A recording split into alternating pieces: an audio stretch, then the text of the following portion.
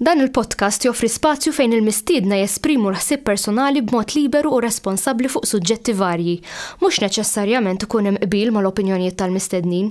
Għalhekk nistiednu lill-udjenza sabiex tevalwa l-argument miġjub u bl-ebda mod ma jsir attakk personali fil-kummenti. Hija l-intenzjoni tal-produtturi li dan il-podcast ikun spazju fejn il-libertà tal-espressjoni tiġi dejjem imħarsa b'responsabbiltà u b'rispett sħiħ.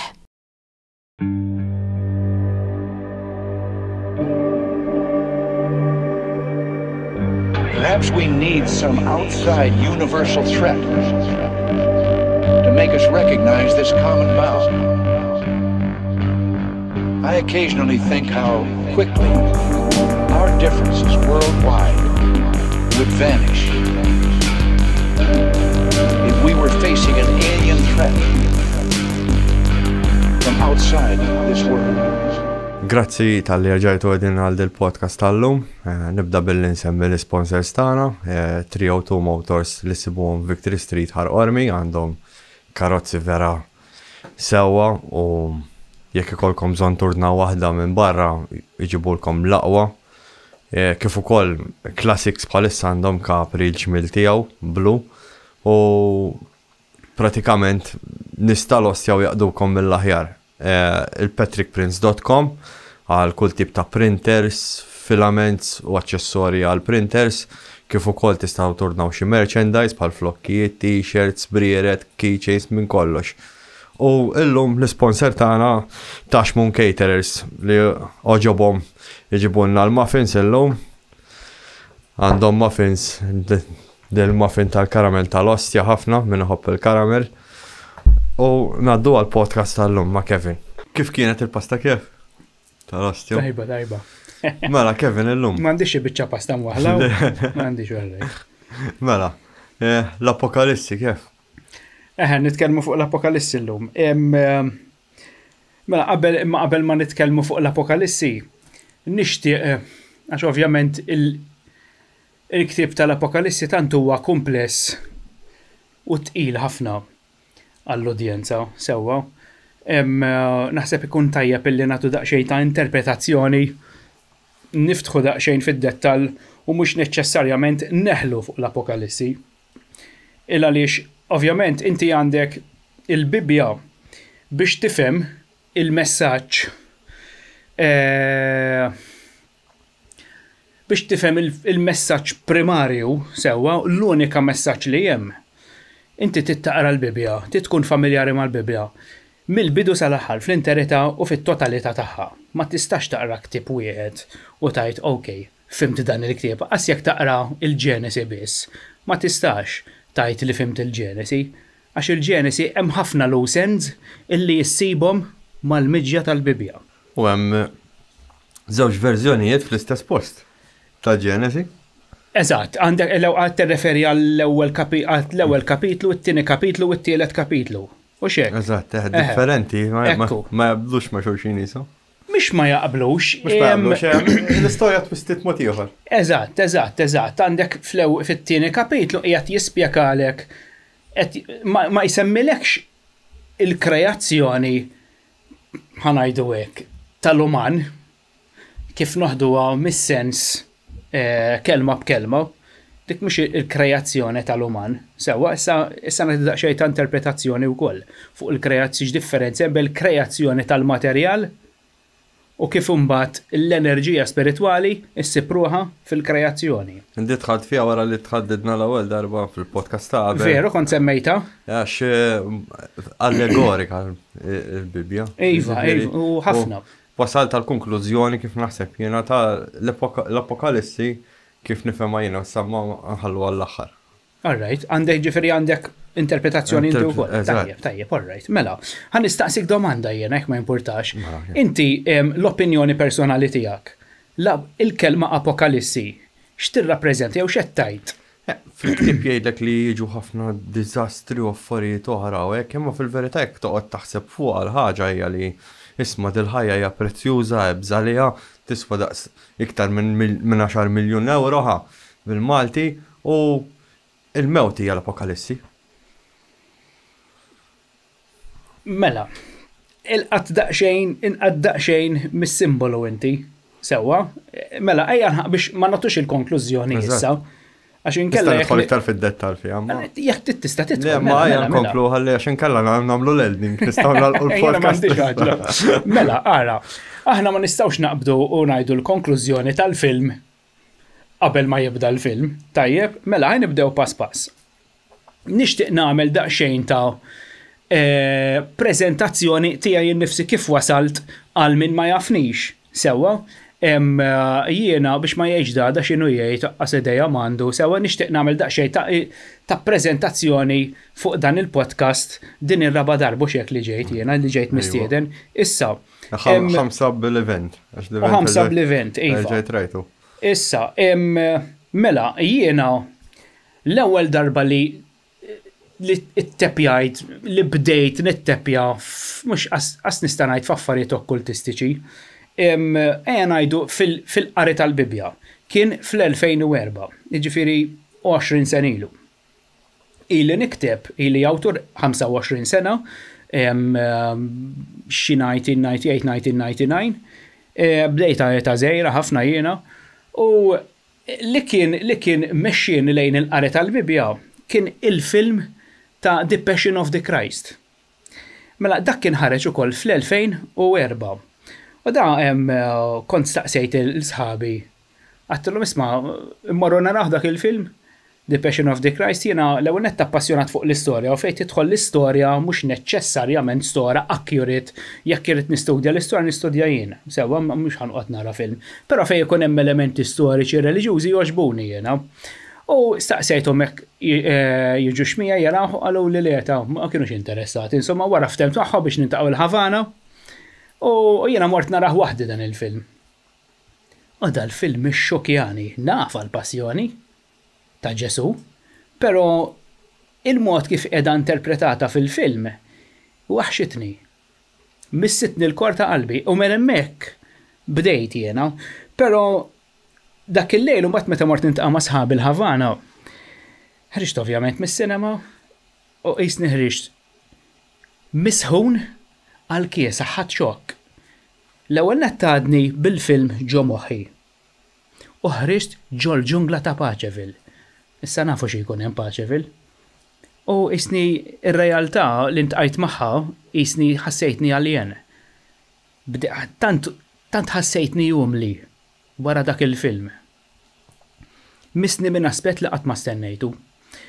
Jiena normalment meta kont nitla' Paċeville, kont nagħmel da sa xi sagħtej rieqed ta' wara nofsinhar, kont inqum b'xi hangover kbira. Sewwa. Però dak il-lejl kol ma ħadd kont Heineken u bqajt inpejjeb għax dak iż-żmien kont inpejjeb ukoll. Però la kont qolt xi d-disa ta' filgħodu jew id-disa u nofs. Bqajt bil-ħsieb, irqad bil-ħsieb u qom bil-ħsieb tal-film. U naf li kellna fil-librerija tad-dar kellna il-Bibja aħna u mort qatt m'għanden jgħid ruħi niftħu jien il-Bibja. U ħadtu fil-kamra tiegħi u qatt naqra u bdejt naqra. Bdejt ovvjament mill-introduzzjoni u bdejt naqra u ma nafx kemm domt naqra, ġifieri dik il-ġurnata għajjejt tkissir tagħmel ċiklezzijat naqra l-Bibja sewwa. Ħadd pjaċir faqqa li moħħi fl-istess jien għax ma kellix idea ta' x'inhi din il-Bibja, kont nistudja l-istorja militari medjevali u klassika, però mill-aspettativa biblika qatt ma kont ħalt. Aw għamilt xhur twal naqra l-Bibja u nista' ngħidlek illi rajt 80% tal-Bibja jiena, kien hemm kotba illi qbisthom għax fil-Bibja ħafna repetizzjonijiet. Sewwa eżempju jekk tidħol fil-Pentatewku, id-Deuteronomju huwa ir-repetizzjoni kollha mill-Esodu sal-Levitiku. Repetizzjoni sħiħa. Qed tifhem ġifieri inti kif wasalt id-Deuteronomju tarġa' taqra li diġà qrajt. ċertu affarijiet jekk ma jkunx hemm xi ħadd jispjegalek isma' din hekk u hekk ma jibdewx jagħmlu sens ġo moħħhom. Eżatt, ovvjament. Dik ħanna sal għaliha. U insomma jiena isu bażikament rajt 80% tal-Bibja. Mill-esperjenza ta' għandi ta' awtur jiena, ovvjament inti meta tibda tanalizza tieħu noti sewwa, tieħu rimarki biex imbagħad daqisek għal mod tal-kelma l-ewwel ġibt ir-ramel biex tpoġġi l-madum sewwa. Imbagħad tittarblu r-ramel biex toħroġ riżultat tajb, ma tistax tpoġġi l-madum bir-ramel li ġieblek ta' trak mill-barriera. Eżatt, tissepara bħal tqiegħed tissepara il-fejn mill-oħxon. U l-istudjuż hekk irid jagħmel, irid jar l-ewwel jenalizza, l-ewwel jaqra. Jieħu noti u mbagħad jarbel u jipproċessa. Issa, jiena meta bdejt nanalizza il-Bibja, meta bdejt nidħol fil-fond fil-layers tal-Bibja, inħolquli ċertu emozzjonijiet, mibeda kbira lejn ir-reliġjon. Għaliex ma pretendejx li sansib dik il-kefrija, dik il-moħqrija ġol Bibja. Sewa, hemm ħafna affarijiet illi inti il-bniedem li jaqrom għall-ewwel darba u ma jkunx mitħla tal-Bibja se jintaqa' ma' affarijiet illi tibda tgħid imma din hija l-kelma tal-Alla. Meta Alla qed jgħidlek eqret, oqtol, bin-nisa, bit-tfal, b'kollox. Dak ġara li l-istess ukoll. Li mbagħad nerġajt mbagħad issa dal-aħħar minn tkellimt ma' Riki u miegħek tipo bil-mod allegoriku ġifieri, għaxin kont ngħid imma da Alla kif inhu bajjist lej grupp u lej li ħolle, allura kif allura meta qallhom ta' Sodoma u Gomorra qallhom minnu ta' rida tajba joħroġ minn ġol post. U l-oħrajn baqgħu hemm allura. Eżatt. Ġifieri inti kif qed tgħid inti da jinfrixlek moħħok dal-ktieb din il-kollezzjoni ta' kotba. Però iftaqba tgħid jiena għalkemm kien hemm dik xi ħaġa ġo fija moħħi bida jgħid li jieqaf, għax da ħajjifqalek moħħok dal-ktieb jieqaf. Kien hemm xi ħaġa oħra ġo fija li bdiet għal xi mod li ma stajtx nifhem, żammitni biex inkompli naqra l-Bibja, biex inkompli fuq dan l-istudju. Mela jiena kont diġà xettiku qabel ma missejt il-Bibja, sewwa, però mbagħad inħolqot li dik l-emozzjoni tal-animostija, tal-mibeda lejn ir-reliġjoni. Illa li xumbat hemmhekk qisni jiena stabilixxejt illi dawn qegħdin ħanuża din il-kelma qed jikdbu mhux qed jgħidu l-verità għax huma qed jinterpretaw il-Bibja minn l-aspett romantiku reliġjuż. U l-fidil tal-fidi qiegħed jaqaf dik in-nasba. Però issa din l-evoluzzjoni tiegħek nirrakkonta hawnhekk sewwa. Issa, wara dik l-evoluzzjoni mela minn xettiku u mbagħad wasalt fit-Testament il-ġdid. Meta tħalt naqra l-Testament il-ġdid, isni tħalt ġo film ġdid. Renju ieħor. Filli massakri u Alla jordna l-massakri ta' din il-ċiviltà, ta' dik il-ċiviltà. Dik ħaġa oħra dik irid nitkellimha dik ta' alieni u UFOs. Issa, meta tħalt fit-Testament il-ġdid, sibt ruħi f'post litteralment differenti u sirt nemmen. Mela filli xettiku u rrabjat daqqa waħda sirt nemmen int qajt ma' Ġesu u kif qed ngħidlek kien żmien fejn jiena bida jmexxini lejn prattiċi spiritwali mingħajr ma naf. Sirt veru seren. Sirt ir-rabja tiegħi tista' tgħid li inħalqitli bil-qari tal-Bibja it-taffit kollha għax bdejt naqra l-Vanġeli. Bdejt naqra xemm miktub fl-Evanġeli. Sewwa issa din il-podcast imżewqa b'kollox. Mela għalissa wasalna f'din il-fażi. Issa ħankompli nespandi biex naslu għal punt ta' dan il-podcast, l-Apokalissi. Sirt veru seren, bdejt inħares lejn il-ħajja u lejn id-dinja u jiena nista' ngħid li l-filosofija skoprejta minn hemmhekk. Għax il-filosofija tfisser inti tosserva. Meta tosserva l-ħajja, mhux għal-mod tal-kelma jinnaf mort il-baħar jew mort piknik jew mort barbecue, inti qastaf li qiegħed hemm. Il-ħin kollu tlablab treddent pejjeb tixrob imma aware fejn qiegħed int għal xiex qiegħed xem madwarek il-pjanura, x-xenarju u l-baħar, dawk titkun aware tagħhom. M'intix aware tal-preżenza tagħhom inti moħħok biss. Fliet jgħidlek moħħok. Allura meta tkun osservatur, inti tibda tipprattika x-xjenza tal-filosofija. Inti tibda tosserva ħafna iżjed milli normalment tosserva. Il-paċi interna tiegħek tiftaħlek moħħok, tippaċifikalek l-emozzjonijiet tiegħek u l-ħsibijiet tiegħek u ġibek iżjed. attent biex ngħidu hekk, attent, toqgħod iżjed attent, toqgħod iżjed ġibek sharp. Fimt? Biex mitluf fid-dinja esterna tibda taħdem iżjed mod intern ġo fik. Però innotajt ħaġa meta u jibatlek xi affarijiet li jisma' mhux sejjer tajjeb irranġa. Mbagħad sakemm jgħidlek bum. Ġifieri ma toqgħodx sharp kif qed tgħid inti. U aware. Tkun qed tiddivja mill-affarijiet li suppost qed tagħmel. Ħaj samrek x'imkien. Il-ħaġa li ħafna min nies jagħmlu kif dejna nitkellmu qabel din hija tiġri kulħadd, ġrat lili wkoll, ġifieri tista' tiġri kulħadd. Persuna biex joħroġ fid-dawl irid bil-fors jgħaddi mid-dlam l-ewwel. Bil-fors. Għalhekk għandek il-power opposites fil-ħajja, hemm fuq u hemm isfel, il-kiesa ħusħun, qed tifhem il-ħażin u t-tajjeb. Issa aħna fil-ħajja tagħna il-ħajja tant interessanti. Imma ma nagħmluwix interessanti għax aħna naħsbu li l-interess jew inkella it-tajjeb jew il-pjaċir ta' din il-ħajja huma affarijiet teknoloġiċi huma affarijiet folots. Jiena bilanċ biex ikolli dar fil-kampanja tgħid li skemm inti l-aref, mhux kulħadd jixtieq kollu dar fil-kampanja. Però din minn dejjem kienet hemm jiena għalija mhux għax issa aħna art limitata u Malta u tmur fejn tmur ħassib miljun ruħ ma tistax tmur naqa' fil-paċi minn dejjem kont inħobba n-natura jiena. Dik il-ħaġa li ninqata' miċ-ċiviltà jittina ħafna tibboostja lill-batteries tiegħi u l-enerġija ta' moħħi u ta' qalbi. U mbagħad ħanfittex għajn iċ-ċiviltà meta rrid jiena. Sewwa, però biex issa nibda norbot mela ħankompli għaddej bl-evoluzzjoni tiegħi.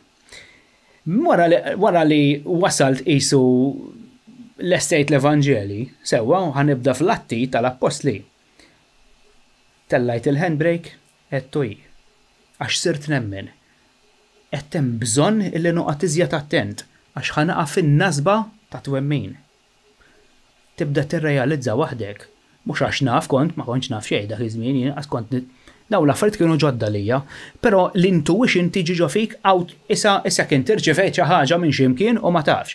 Il-bniedem hekk jaħdem, meta inti tibda iddawwar ix-xogħol ġo fik u tikkonċentra internament milli esternament tibda tqanqal lilek innifsek. Issir iżjed għaref. Mhux intelligenti, għaref. Għax aħna mhux qed naħdmu somma, aħna qegħdin nifmu l-ħajja, nosservaw il-ħajja. Sewwa, issa l-ħajja intelligenti. Però l-għarfien, mhux l-intelligenza, l-għarfien. Inti mhux moħħok tħaddem għall-intuition. L-intuition tiġi weħeda minn fejn. Issa ngħidlek minn fejn ukoll il-qudiem. Meta inti tibda tqalleb fil-librerija kosmika ġewwa fik.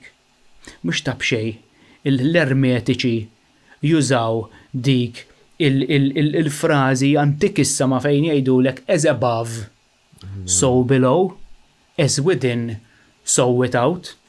Sewwa aħna il-mikrokosmu u l-infinità hija il-makrokozmu.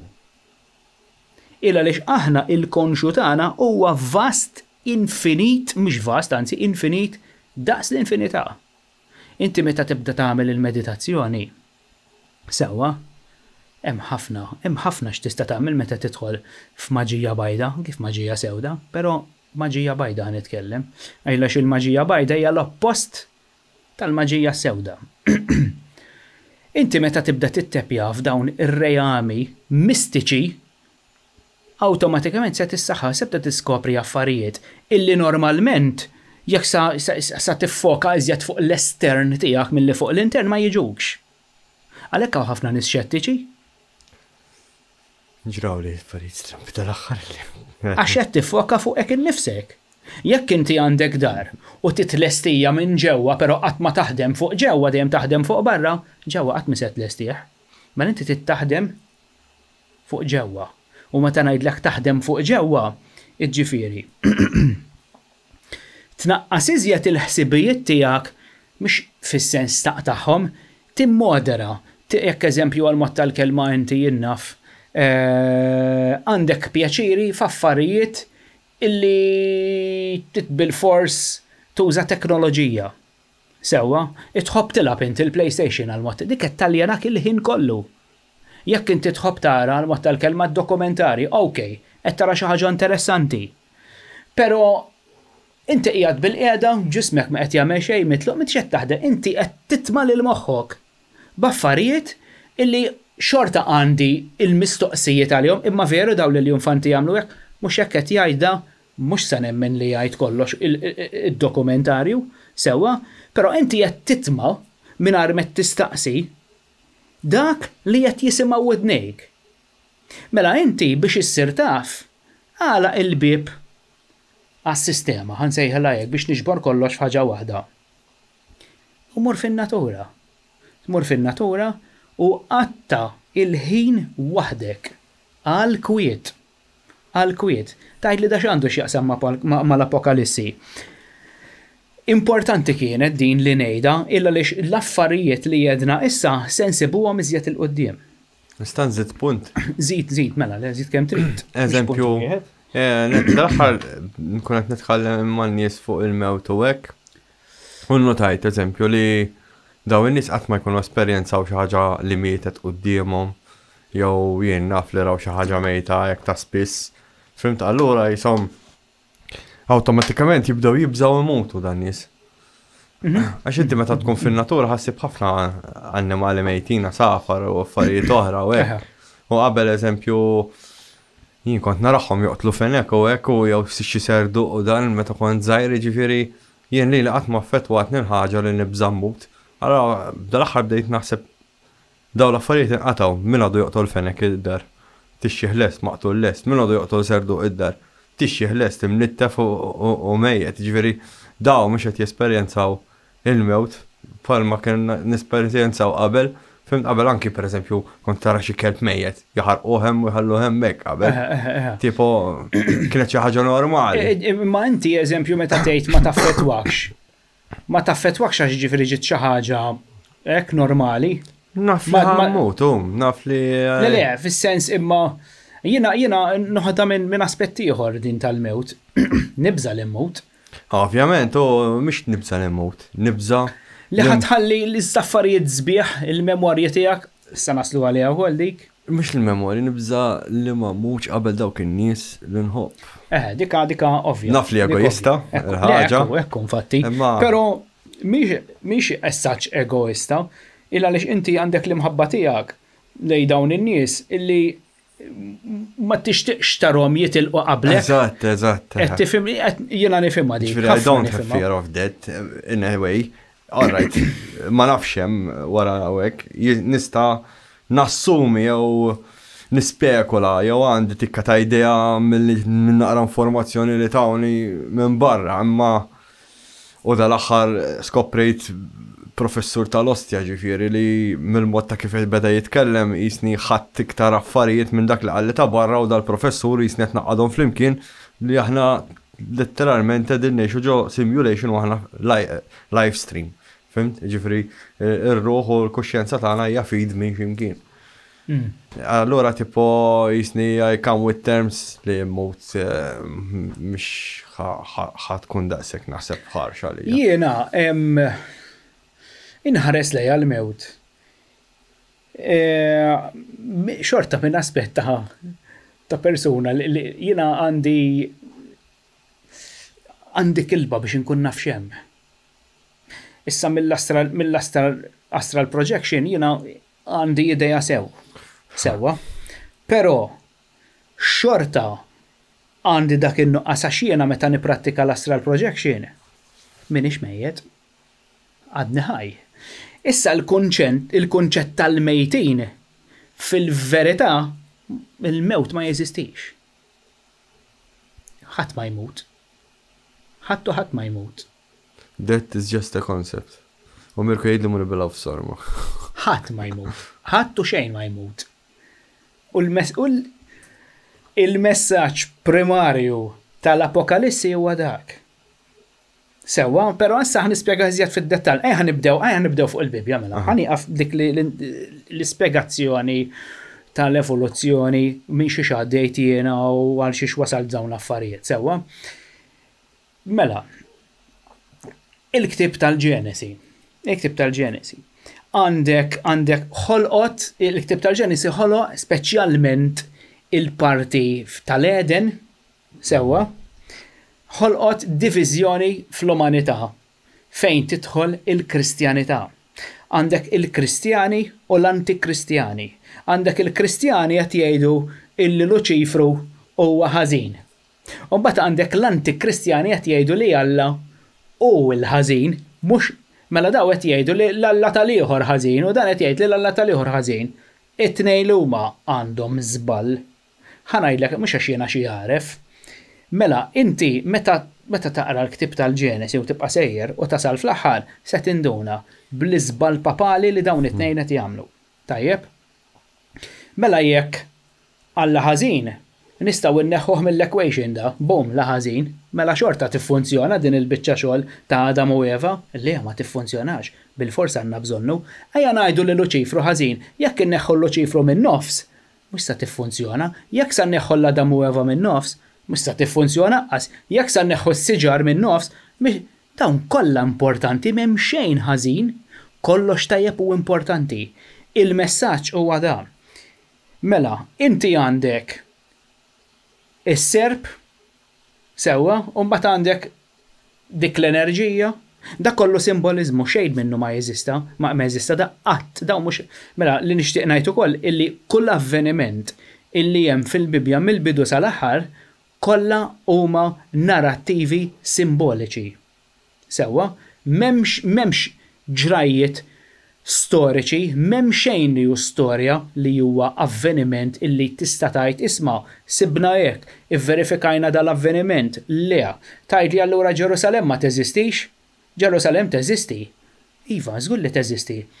Il-karattru prinċipali ma jeżistix.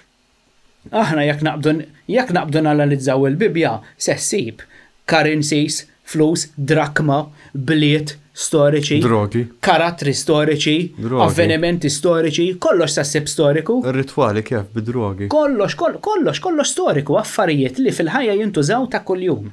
Sewwa, għandek korrespondenzi bejn vassal king u imperatur, kollox għandek attakki militari, l-politika, ekonomija, kollox għandek mart, viruses, kollox għandek, elxiex l-awturi sakri jużaw l-element storiku biex imbagħad ġo fih jaħbu il-messaġġ.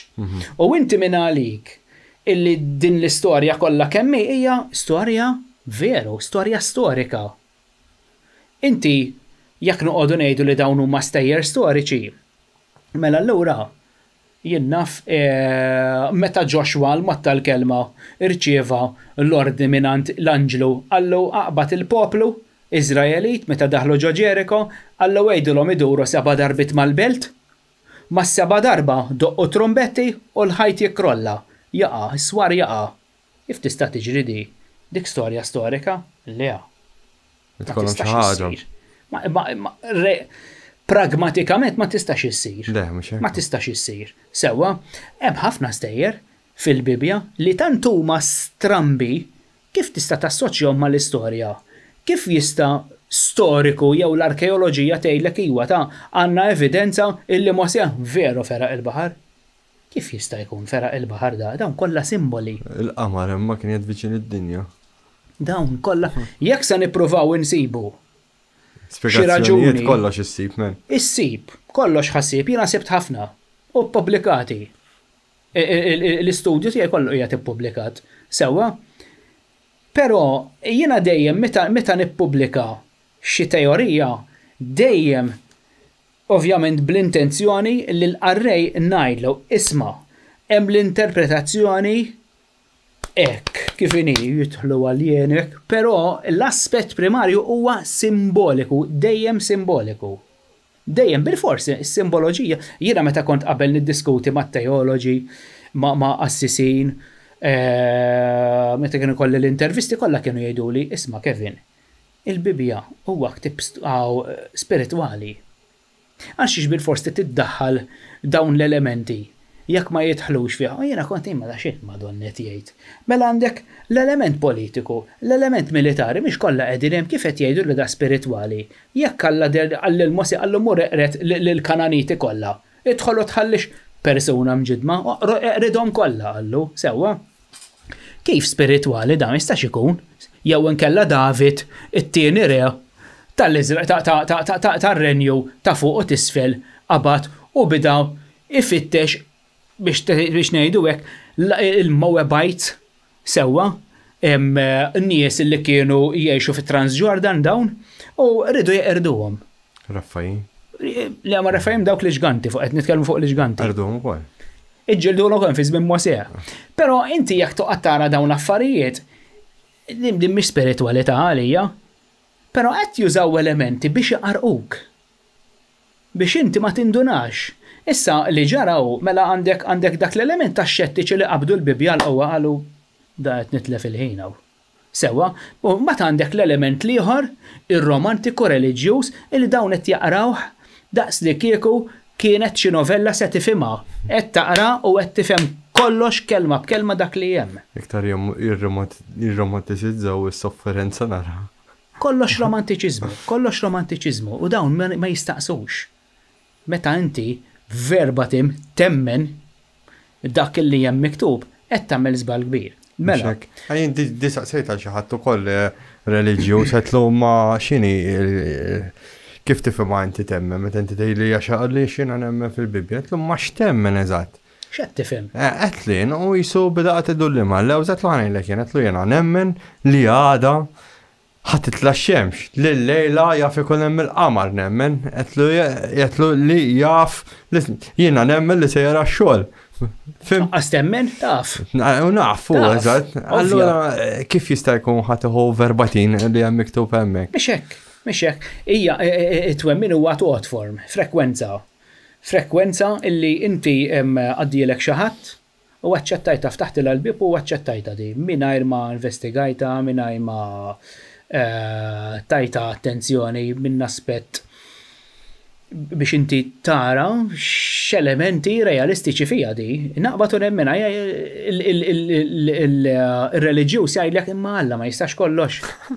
Alla kollox jista' dik l-istorja ta' Balak meta l-ħmar qabad jitkellem u dar fuq Balak u qallu għax ixett it-tieni qallu.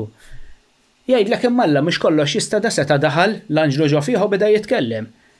Dawn joħduhom literalment stejjer storiċi. Sewwa, issa dawn istejjer strambi din issibhom fil-Koran imqaddes ukoll. Ġifieri dawn it-tip ta' stejjer. Ir-reliġjużi Abramiċi kollha kemm huma l-istess ħaġa. Mela, issa inti qegħdin fil-ktieb tal-Ġenesi. Mela ħa nispjega xi ħaġa. Jiena l-ewwel simbolu illi rnexxieli niddeċifra mhux għax qed irrid niddeċifra, da intuizzjoni ġietni weħeda illa li kont qiegħed f'dik il-fażi li bdejt insemmilek. Mela l-ewwel kont xettiku. Mbagħad ġejt nemmen, u mbagħad ġejt fin-nofs. Xettiku, nemmen, għaqqat kollox f'daqqa. Sewwa, mela jiena la qed nirriġetta. U qed nemmen, x'qed nagħmel l-ewwel qed naċċettom biex nanalizzhom. Jien ma nistax għax ma nemmenx fija ngħidlek le mhix veru ta' wadda balem, hekk qed nitlef iċ-ċans l-opportunità biex jiena ninvestiga ħalli nara din fihiex xi sors ta' verità. Sewwa ma dak iċ-ċans qed nitilfu. Mela allura inti meta tkun fin-nofs l-għalem u laqas law għandek ħafna iżjed ċansis li tiskopri xi ħaġa. Sewwa, ovvjament iżid l-element spiritwali bil-fors tiżidu l-element spiritwali, sewwa, illa li inti l-intuition minn hemm tiġi. L-intuition mhijiex xi ħaġa tangibli, materjali li tista' tmissa. Tgħidli ma x'inhi l-intuizzjoni? Intuizzjoni hija frekwenza profonda bħal ħsieb isa qed tirrealizza. Qed timxi wara xi ħaġa, inti qed ikollok feeling qed tħoss xi ħaġa li hemmhekk hemm xi dik intuizzjoni. Sewwa, eżempju bħal meta tibda tħoss xi ħaġa inti tgħid wara l-bieb hemm xi ħadd. Gut feeling. Gut feeling. Sewwa, dik intuizzjoni minn fejn ġejja? Mill-konxu etern. Sewwa tgħidli dal-konxu etern x'inhu? Issa kif ħanaqbad nispjega lek ġinu. Il-konxu etern hija il-konnessjoni tal-bniedem sewa meta jibda jipprattika, meta jagħmel xogħol intern fih innifsu u jiftaħ lilu nnifsu għal daw l-enerġija minflok jibqa' mwaħħal fit-teknoloġija u fis-sistema u fix-xogħol u jiġliet u sports u politika u reliġjon, dawk qabadhom itfaħħhom fil-ġemp u tibda tara kif tibda tinfetaħ moħħok jieħu r-ruħ. Għax inti assedjat, int spiċċajt skjaf ta' din is-sistema. Sewa, mela, l-ewwel simbolu li jiena ddeċifrajt u mhux għax ridt il għaliex ġieni hekk. Kont naf li ħawwaħ il-kelma ħawwaħ bil-Ħibru tfisser ħajja. Sewa, u assoċjajta ma' Eva mingħajr ma ridt hekk qisni bdejt nagħmel dik is-somiljanza ma' Eva. Fl-istess kien qed alright, kont naf ukoll illi Adama tfisser materjal. Materjal, mela il-materjal x'jista' jkun jekk din hija l-kreazzjoni, mhux ġisem, il-ġisem tal-kreazzjoni, mela allura iż-żwieġ ta' Adam u Eva huwa ir-ruħ meta iżżewġet il-ġisem, meta inkarnat fil-ġisem, animat il-ġisem. Qed tillallu kemm tagħmel sens jiendi. Jiena li dik interpretazzjoni simbolika tal-ewwel koppja. Mhux litteralment veru, daw ma kienux jeżistu, daw dil-koppja ma kienx veru, hija rappreżentazzjoni ta' żwieġ bejn ir-ruħ u l-ġisem. Il għaliex ir-ruħ bil-fors irid janima lill-ġisem, il-ġisem mingħajr ir-ruħ ma jaħdimx. Sewwa, ir-ruħ u l-ġisem biss ma jaħdmux mingħajr l-ispirtu. Għalhekk tliet persuni falla wieħed, l-ispirtu, illi huwa l-konxu, il-konxu etern, ir-ruħ li hija l-ħajja u l-ġisem, il-vettura materjali. Sewwa, it-tlieta l għandhom bżonn il-xulxin u wieħed ma jiffunzjonax mingħajr l-ieħor f'din il-fażi li għaddejjin minna bħalissa li hija materjali, il-ħajja tredimensjonali. Sewwa, hemm ħafna iżjed minn hekk x'ngħid fuq il-ġenesi meta nitkellmu rigward il-kreazzjoni fil-ġnien tal-Eden. Issa, il-ġnien tal-Eden tgħidli x'inhu eżatt u fejn qiegħed dan? Huwa post ġeoloġiku? Huwa post, mhuwiex post ġeoloġiku, eżatt, dak qiegħed. Inti għamilt li hekk. Inti hawnhekk, anzi baw, tmur fl-astral. Sewwa, fir-raba' dimensjoni. Issa, l-Eden il-propja il-ġnien simbolikament ġnien. Ma tantx kien sabiħ imma. Kien sabiħ immens. Għalija. Alright, sabiħ immens. Sewwa. Issa, dan il-ġnien li qiegħed fl-astral simbolikament ħammorru issa mhux fl-astral veru, fl-astral simbolikament. Sewwa. Hemmhekk hemm dawn iż-żewġ siġrijiet. Mela għandek is-siġra tal-ħajja u għandek is-siġra tal-erf. X'jirrappreżentaw dawn iż-żewġ siġar? Is-siġra tal-ħajja hija l-evoluzzjoni. Sewwa? U għandek is-siġra tal-erf hija l-esperjenza. Mela, l-evoluzzjoni trid l-esperjenza it-tnejn imorru flimkien.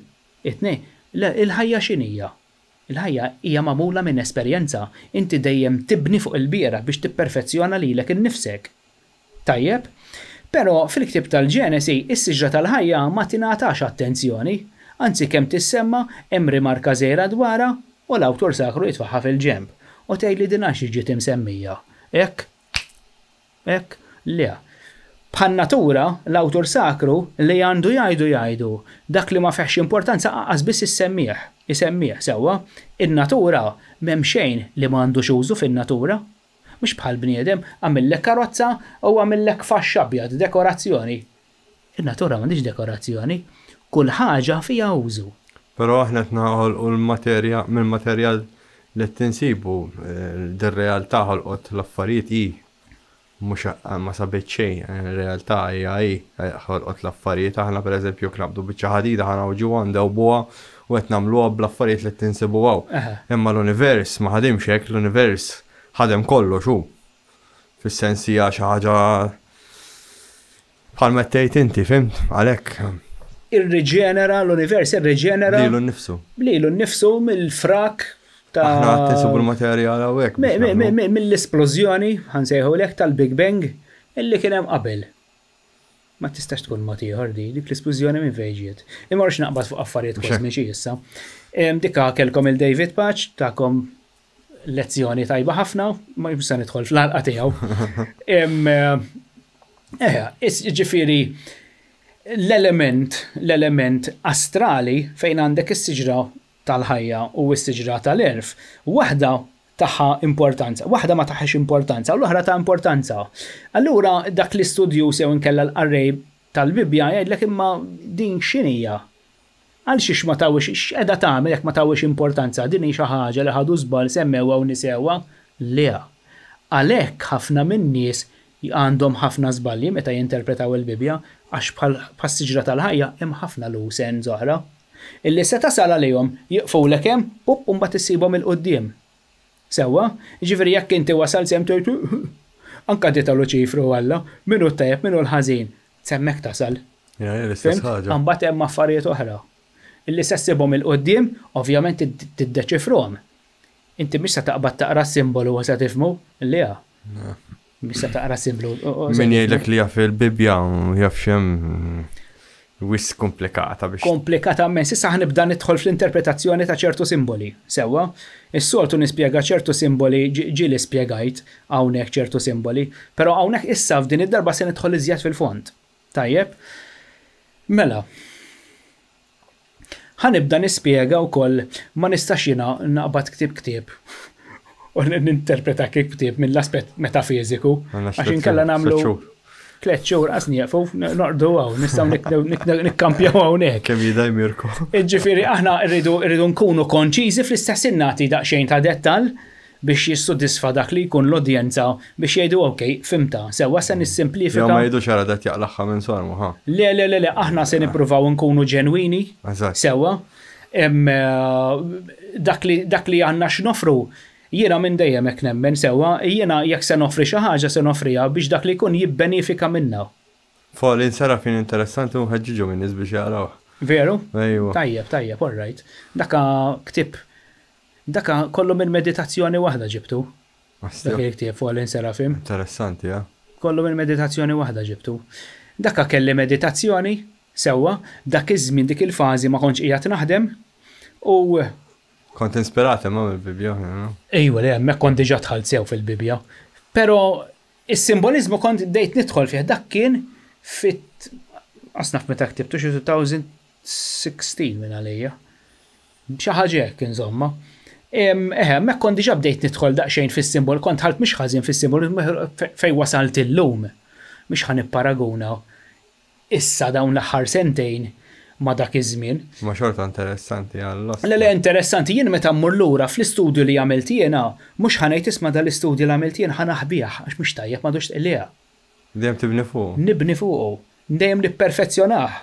Illa li x'li għamilt għadu tajjeb l-istess filosofija li għandi llum hija dik l-istess ta' qabel, però ma kontx ewwer, ma kellix 360 degree panorama miftuħa daqs kemm għandi llum, ovvjament inti għalhekk qed tevolvi biex dejjem titgħallem.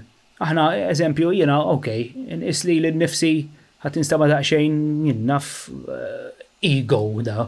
Inqis li minn dan l-aspett li hija tpass jew tnejn jew tlieta il-qudiem minn ċertu nies. Sewwa, mhux ego da, din hija xi ħaġa li hija realistika jista' jagħmilha kulħadd. Sewwa jekk persuna tkun determinata illi tidħol f'dan l-istudju se ssib dak li tinsib jiena. Met nagħmel xejn ta' barra minn hawn. Jiġifieri mhux qed ngħid isma' din nista' nagħmilha biss ta' li għadi xi ħaġa li nista' nagħmilha kulħadd. Jien anzi dejjem nifresh l-għarfien kemm il-kodba, kemm is-seminars, kemm ġieli nagħmel xi filmat fuq il-Facebook page tiegħi meta tistidnuni, dejjem nipprova nifresh dak li naf jien ħalli n-nies jittepjaw f'dawn l-affarijiet ukoll. Kemm il-darba fis-seminars tiegħi tkellimt fuq meditazzjoni biex inti l-enerġija tiegħek tnaddafhom sewwa tellajnhom, tneħħilhom l-imbarazz tas-sistema minn ġo fihom, ħalli dejjem l-enerġija tiegħek dejjem issaffija u dejjem iġġibha pura. Sewwa, ħanipprova nitkellem fuq ħafna affarijiet f'din il-podcast. Jiena ma nafx kemm għandna ħin, però meta tarani qed nitkellem ħafna jew tgħid illallu. Waqfuni. Tajjeb, Nistgħu naqsmu fit-tnejn ukoll. Nistgħu naqsmu f'kemm trid. Problema. Issa, mela, ħanitkellmu kif għatlek ma nistgħux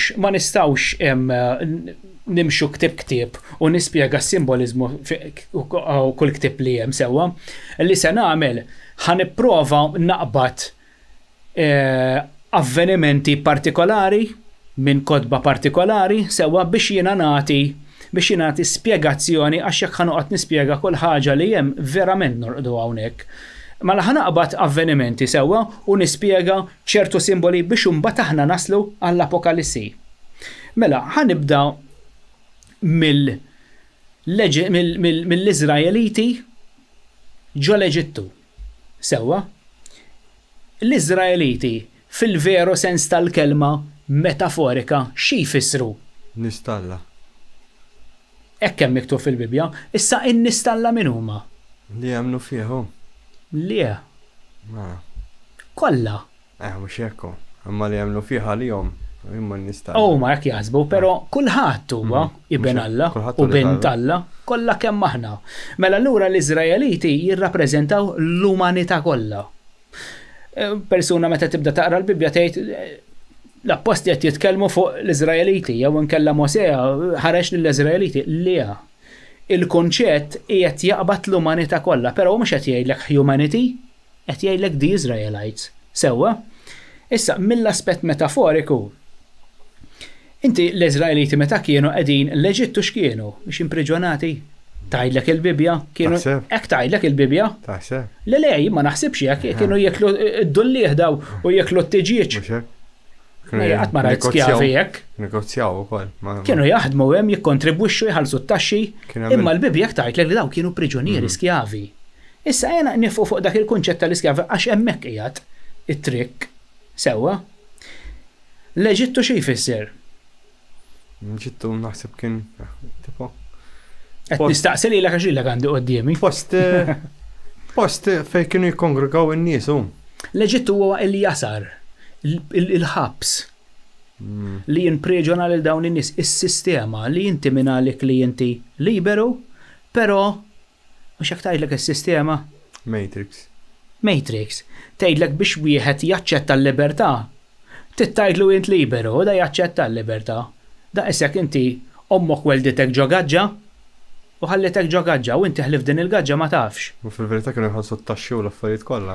Le, insieħ dak l-aspett, Kienu maqbudin fil-Matrix. Huma qegħdin hemm l-awtur sakru jgħidlek illi dawn kienu skjavi, dawn kienu jibnu l-bliet tal-farawni, sewwa, kienu litteralment skjavi. Insomma, rridu nifqu fuq dak il-kunċett tal-iskjavitu. Infatti għal xi ġie Mosea, mhux biex jilliberhom mill-iskjavitu. Għax il-kunċett sakru hekk jgħidlek li ġie Mosea ġie mnebbaħ minn Alla biex imur isalva lin-nies ta' Alla, l-umanità. Sewwa. Issa għandek l-Eġittu huwa s-sistema. Għandek il-faraoni illi huwa is-Satana. Is-Satana u Satana x'inhu Satana? Xi spirtu da? L-għadu tfisser. L-għadu. Int stess. Mela aħna qed nitkellmu fuqek. Fuq il-ġisem tal-bniedem. Aħna mhux qed nitkellmu fuq l-Eġittu u fuq l-Iżraeliti u fuq il-Farawni, aħna qed nitkellmu fuq elementi li qegħdin li jiffurmaw il-ġisem tal-bniedem. Mela għandek il-Farawni huwa Satana, il-lower self tiegħek. Sewwa, il-left hemisphere. Ġo moħħok. Għandek l-Eġittu li huwa il-ħsibijiet, l-emozzjonijiet ħżiena li jankrawk fidlam. Għandek l-umanità, l-Iżraeliti qed jirrepreżentaw l-umanità li huma skjavi qed jgħixu ġo box mentality u daw minn għalihom li huma liberi li jmorru fejn iridu. Taħdem inti 365 ġurnata fis-sena u mbagħad tmur holiday ta' ġimgħa. Dik x'libertà hi biex insemmilek xi ħaġa żgħira. Sewwa, u mbagħad għandek il-Mosea. Il-Mosea huwa il-higher self tiegħek li hu se jsalvak. Sewwa, mela x'jiġri hemmhekk? Mela da ġi mibgħut minn Alla mill-konxju suprem, mela l-higher self irċieva messaġġ mill-konxju suprem biex isalvak lilek. Issa din issir litteralment fil-ġisem. Bħal persuna ikun għaddej midlam, ikun għaddej minn vizzi ta' erda qed jeqirduh. U da jkun determinat biex joħroġ minn dan il-vizzju. Mela għandek dik it-tilwima, dik il-contention ġo fik. Sewa, għandek l-għadu, il-satana ġo fik, illi jrid jiggranfa miegħek u jiġbdek l-isfel u ħudaq xejn oħra tieħu pjaċiru, qed iżommok fid-dlam, qed jaksek hemm isfel. Imma bata għandek in-naħa l-oħra illi qed tipprova tiġbdek ma għandek dik il-gwerra ġo fik inti, tittoħroġ u ma tistax, tittoħroġ u ma tistax. Sewwa? Nista' nifhimha.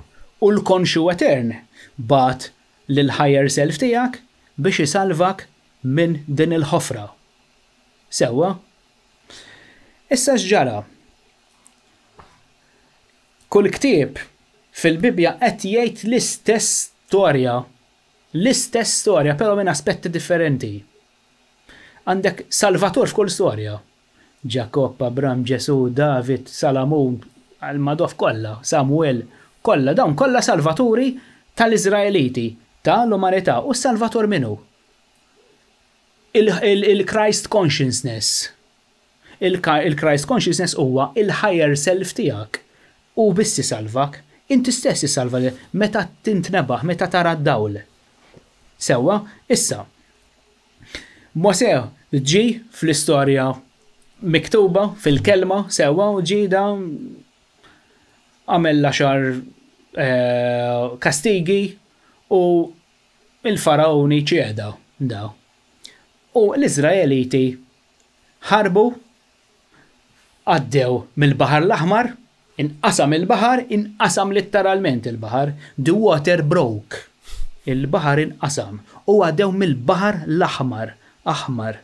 Sewwa, salvaw ġew salvati, bdew ħajja ġdida daw. Xi tfisser di? Regeneration, recycling. Mela, dawn għamlu 400 sena fil-ġuf. Wara 400 sena dawn, sewwa, ġi Mose u il-Mose qed jissimbolizza wkoll il-pangs ta' twelid. Il-pangs ta' twelid, it-10 labors. Sewwa. L-Iżraeliti kienu iben liben Alla biex niftehmu l-umanità u meta nqasam l-ilma mara meta jkollha kif jgħidu bħalissa. Break the water. Infaqala l-ilma xi ħaġa. L-ilma litteralment infaqa, sewwa, naf li minn qed hemm barra jgħidha x'qed jivvinta. Sewwa, imma is-simboliżmu metafiżiku hekk kif jissru dawn l-affarijiet. Meta tidħol fis-simboliżmu metafiżiku u dawn għaddew mill-kanal tal-Baħar l-Aħmar. Jekk tibda tara id-dettalji inqasam l-ilma. ħarġu mill-Eġittu, sewwa għaddew mill-Kanal l-Aħmar. U mbagħad bdew daħlu ġo d-deżert biex jibdew inti meta titwieled fid-disa xahar tiġi aware. Għalhekk number 9 huwa n-numru tal-konoxxenza. Sewwa? Jiġifieri fid-disa xahar inti tiġi konoxxenti tiegħek innifsek, għalhekk tarbija taqbad tikbi. Meta tmiss mal-elementi taqbad tikbi tgħid ċil Madonna tiġi self-aware. Fej ġabuni jew. Fej ġabuni jew taqbad tikbi di. Jiġifieri dawn minn hemmhekk qed jgħaddu ħarġu fid-deżert u qed jippruvaw isibu lilhom infushom fid-deżert. S'issa għadhom ma jafux x'inhu jiġri. Infatti fil-Bibja nsibu li daw ħajduru kontra Mose li għadu kif salvhom biex imorru lura fl-iskjavitu. Għallu la fej ġibna ġo d-deżert qassawx nixorbu. Dik hija l-contention li jkun hemm ġol ġisem tal-bniedem. Qed niġġieldu kontrina stess sewwa, irridu mmorru lura fl-iskjavitu u le ejja nipprova naqra oħra u le ħed mmorru lura qed jiddiġġieled miegħek innifsek inti l-ħin kollu. Sewwa, issa meta inti tmur meta tasal fl-art imwiegħda. L-art imwiegħda x'inhija? Naħseb l-art imwiegħda meta tibda tara fl-affarijiet sewwa il-ħajja. L-art imwiegħda hija di. Imwiegħda lilek the Holy Land. Din. Meta tiskoprija, inti tittoħodha. U il-massakri u l-ġenoċidi li hemm fil-Bibja, meta fimtom, dawn mhix veru jfissru ġenoċidi. Il-ġenoċidju jfisser hawnhekk jieħu sehmu, hawnhekk iseħħ. hemm ġlieda bejn il-right hemisphere u l-left hemisphere. Sewwa biex inti tieħu il-belt ta' Jericho biex tidħol fl-art imwieda. Mela hemm dik il-contention, hemm dik il-ġlieda. Infatti għalhekk l-anġlu u Alla lil Mosja jgħidlu idħol fl-art imwieda. Oqtlu lil kulħadd. U dak li ma jinterpretax il-Bibja kif suppost, ma jużax lodda metafiżiċi u simboliċi, jgħid iżzik xallada, irid joqtol lil kulħadd. Mhux letteralment, tittifhimha. Inti tittoqtol l-emozzjonijiet u l-ħsibijiet ħżiena tiegħek li qed jiggranfaw miegħek u qed iżommuk ankratem ma tiċċaqlax, ma tevolvix. Imwaħħal hemmhekk. Issa inti jekk għal-mod tal-kelma tittaqta' s-sigaretti, tgħid ħanaqta' s-sigaretti u ħallejt il-pakkett fil-kexxun. Tentazzjoni l-ħin kollu aqbad u għadbolem u irdu. Dawn hekk għamlu l-Iżraeliti, Alla qallhom irduhom kollha l-Kananiti, kollha irduhom il-Kananiti. Sewwa, dawn ma irduhomx kollha, x'ġara, bdew iduru lejn artali ta' Alla toħra. Simbolikament xi jfisser, jekk is-sigaret ħallejtu fil-kexxun, se terġa' taqa' fit-tentazzjoni, mela inti titteqret kollox. Titteqret kollox. Is-simboliżmu f'dan l-avveniment hekk jgħidlek, mhux veru l-Iżraeliti qatlu lil kulħadd. Anka numerikament ma tagħmilx sens.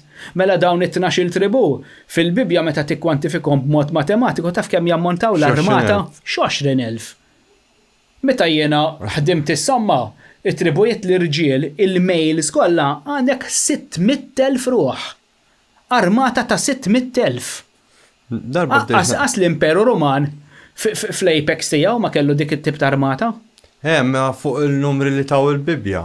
Għax l-aħħar darba bdejt naraw xjenzatu u ieħor arkeologu u ieħor antropologu bdew jitkellmu u waslu għas-somom li kieku għadu jikkalkulaw kemm seta' kien hemm nies jgħixu f'dawk ir-reġjuni. Ma kellux jaqbżu 20,000. Mhux hekk, le eżatt, inti meta tipprova tattakka il-Bibja minn aspett storiku sewwa qed tuża xjenza materjali biex tipprova tifhimha minn aspett materjali, ħatasal għal konklużjonijiet fuq il-ktieb, fuq il-pitazz, fuq il-keyboard, mbagħad ma tistax tipprovhom fil-verità. Tgħidli x'hemm evidenza ta' din, m'hemm xejn. Dawk l-400 sena li jagħmlu l-Eġittu ma nstab xejn tal-Iżraeliti. Kif jista' jkun? Jekk dawk kienu metikolużi tant l-Eġizzjani, kull xi ħaġa li jinqala fir-renju pup jitniżżel fir-rekords. Imbirek għal dawn m'hemm xejn. Kienu burokrati wkoll. Mhux hekk, mhux eżatt. Jiġifieri da m'hemm xejn anke meta qasmu d-deżert Madonna, encampment bħal dak 600,000 ruħ irġiel biss, irġiel biss. Mbagħad għandek in-nisa. Bħala total 3 miljun ruħ. Iwa dawn ma sabu xejn fid-deżert tagħhom. Ma kienx hemm. Kif jista' jkun? Kif jista' jkun? Meta tikkwantifikhom daqshekk jiġu 3 miljuni. Meta tuża il-figuri li tipprovdi l-Bibja, sewwa, jiena meta ħdimt is-somma ta' 12 tribù, ħanuża dawn il-figuri li qed jipprovdi l-awtur sakru, però dawn il-figuri mhux qegħdin hemm għax huma realistiċi, dawk huma simboli wkoll. Għandek in-numeroloġija, il-ġemmatrija, daw kollha simboliżmu. Iġifieri qed nitkellek minn aspett metaforiku biss. Hemm ħafna simboliżmu oħra, inti hemm ismijiet għal-mod tal-kelma illi jfissru xi ħaġa. Tuża n-numri jfissru xi ħaġa, hemm codes ukoll fil-kliem. Eżempju għal-mod tal-kelma, it-tielet ittra. Jekk tieħu dik litra u mbagħad it-tielet ittra ta' kelma oħra, tibda tiġbor litri, kull taqbes 6 darbiet, taqbes 6 ittri. Sewwa u tiġbor dik litra li tiġi taħt is-6 numru. Tarġa' taqbes 6 oħra tieħu litra l-oħra u tibda taqqat il-kod inti. Il-ġematrija. Sewwa jew nkella taħdimhom tikkalkulhom bil-matematika dawn kollha simboli qegħdin fil-Bibja. 369. 777, naqs kemm hemm mill-allu. 666 tajba. 666. 666 huwa l-umanità, numru tal-umanità. Numru ta' xaktarx għax kien hemm wieħed biex ma jirreferux bismu kienu jiktbu 666. Le, ma dikka interpretazzjoni ħażina. Ħażina wkoll. Għax hu infatti l-awtur sakru hekk jgħidlek the number of men capitalized xi tfisser umanità mhux men, inti meta tirreferi għal bniedem. Meta tikteb jekk qed tikteb bniedem sakemm mhijiex l-ewwel kelma tas-sentenza ma tagħmilx capitalized. Qed tifhimni? Inti meta tibda sentenza l-ewwel ittra tagħmilha capitalized. Dejjem. Però jekk inti mhijiex l-ewwel kelma fis-sentenza m'għandekx għalfejn tagħmilha capitalized għax qed tikser ir-regola. Sewwa, imma fil-revelazzjoni minn għalija kapitlu 17 jew vers 17 ma nafx, insomma. Men hija kapitalizzata qed jirreferi għal in-nies, għall-umanità kollha, mhux għal raġel wieħed. Sewwa, dik mis-interpretazzjoni oħra. Mhux għall-imperatur. Le. Għall-umanità kollha. Tarri. Għall-umanità, issa naslu għalija wkoll. Mela. Fejn konna wasalna? Minn il-numri ma kienux jagħmlu sens. Eżatt, jekk inti taqbad dawn in-numri, eżempju jiena kont ikkalkulajta għal kull raġel sewwa qabel kienu jiġu inkoraġġuti l-Iżraeliti illi ma jibqgħux single sewwa illa li xfjura tippjanta biex tifjorixxi. Hekk kienu jħarsu lejn il-ħajja biex inti jkollok familja u inti kull raġel daw kienu jipprattikaw il-monogamija. Diġà semmejt minn għalija darba oħra di, tipprattika il-monogamija ġifieri għall-irġiel biss, mhix in-nisa. L-irġiel kisetaw ikollhom iżjed minn mara waħda, mela allura jiena kull raġel tajtu ma tantx tajtu ħafna kont tajtu 2 jew 3 minn għalija fil-figura li ħriġt imbagħad minn dawn in-numri bibliċi sewwa u ħriġt bit-tfal, bin-nisa, bl-irġiel b'kollox ħriġt tal-ammont ta' 3 miljun ruħ. Issa daw kellhom 6, 7 nisa, jien kull ma tajthom 2 u 3 kull wieħed. Ġifieri arka ma jagħmlux sens dawn in-numri. U jekk eżempju dawn kienu qegħdin l-Eġittu dawn iklet anke jekk taqbad 60,000 fejn għamlu ma kienu 60,000 mhux 3 miljun daw, 60,000. Aqqas qed insemmu 600,000. 600,000 kienet l-armata tal-Iżraeliti ta' 12 tribù li jattakkaw il-Kejnin. Sewwa? Jekk inti tikkalkula b'60,000 ruħ kienet tfalli l-Eġittu kieku qabdu telqowlek daw fl-Exodus. 60,000 dak iż-żmien. Le. Kienet falli di, kienet falli. Bankrupt kienet iġi, jekk għandek dawn in-nies kienu qed jikkontribwixxu fix-xogħol, fis-sajt, fil-ħobs u jħallsu t-taxxi u min kien arwalat fl-armata u hekk. Ten tfalli l-Eġittu, kienet tkun sipruħa f'kawż kbir. Sa ġifieri dawn il-figur ma jagħmlux sens. Għax dawn mhumiex sejjer storiċi. Tajjeb. Allegoriji. Issa daw, inti meta bdew diħlin lejn l-arti mweda tinsiex l-umanità, l-objettiv tal-umanità hija li tara d-dawl, li toħroġ midlam, tintebaħ, u bat tibda ħerġa għad-dawl naqra mistax taqbad tiftaħ il-bipu tgħaddi, anka fiżikament tagħmel hekk inti tagħti għajnejk, għax id-dawl jagħmik. Fiżikament, sewwa, imma jekk noħduha minn aspett simboliku dawn xorta ma setgħux jaslu għad-dawl, infatti damu jiġġieldu. Fil-Bibja, il-contention li hemm bejn it-tajjeb u l-ħażin da meta għaddejja mijiet kbar ta' snin. Jekk se noħduha minn aspett storiku dawn għadhom asħadu r-ruħ. U kemm hemm bot mill-Eġittu għall-Iżrael? Ma tantx hemm? Mill-Eġittu ma tantx hemm veru, hemm forsi innaf. U damu 40 sena daw? 100,000. Naħseb Asja għax dawk imissu ma' xulx hemm il-Palestina fin-nofs. Dana, u n-numeroloġija terġa' tidħol 40 sena. Imma l-40 huwa numru simboliku. Għalhekk għatlek jiena 40 sena. 40 sena x'għaddejjem. Tapplika ma l-400 sena sewwa il-ġuf għax 40 xahar huwa bażikament meta l-Iżraeliti ħarġu mill-Eġittu. Sewwa dak ifisser it-twelid tal-Iżraeli tal-umanità. Il-recycling, daw reġaw ġew riġenerati biex jibdaw ħajja ġdida. Tnatfu fid-desert, sew mbagħad marru biex jidħlu fl-arti mweda ma dawk li 400 sena. Jekk tapplikom fl-40 ġimgħa mill-conception tal-om, dawn mbagħad reġgħu twildu. Inqasam l-ilma għaddew mill-Kanal l-Aħmar li jfisser id-dem sewwa. Umbat marru fid-desert qed jippruvaw fitxu lilhom fushom biex jaraw x'laqathom daw. Umbat waslu għad-dawl. Meta tapplika din is-simboloġija kollha, jiena qed inħalli ħafna affarijiet barra għax ma nistax nidħol fid-dettall. Tifhem? Imma min jidħol fl-istudju li għamilt jiena sewwa, palissa qed nikteb ktieb ieħor u qed niddedika qed niġbor is-simboli kollha. u qed ovvjament qed niddiskrivjhom b'mod dettaljat ħafna u qed nagħti kemm jista' jkun dettall. Sillaba b'sillaba din is-sena nlestih. Tal-ostja. L-aħħar ta' din is-sena nlestih. Sewwa, issa ħankomplu nevolvu f'simboli oħra. Mela, naħseb daqsxejn jidna f'avvenimenti partikolari. Eżempju, Ejja naqbżu daqsxejn mill-ktieb ta' mit-testament il-qadim, ejja morru daqsxejn fit-testament il-ġdid. Sewwa, ħanitkellmu daqsxejn fuq Ġesu. Mela għandek il-Ġesu, sewwa, immorru f'dak l-avveniment partikolari għax ġieni f'moħħi issa, meta tema dik il-folla ta' 5,000 ruħ minn 5 ħobżiet u 2 ħotijiet. Kif jista' jkun? Għadin storja li ġrad veru? X'toħm da farka minn biċċat qiegħek, tgħid li ma tagħmilx sens, kif tgħid li ma dak ma jistax kollox. Kollox jista' għax eben Alla. Mela. Meta toħodha simbolikament dik il-ġrajja tfisser illi inti mhux l-ammont kemm tingħata importanti, imma il-ħin meta tirċevih, anzi l-ammont huwa importanti, mhux l-abbondanza rrid ngħid, mhux l-abbondanza kemm tirċevi, l-ammont li għandek bżonn li tieħu dak iż-żmien u l-ħin it-timing. Sewwa, din l-istorja ġifieri tfisser jekk inti għandek bżonn xi ħaġa se tirċeviha u se tirċeviha fil-ħin.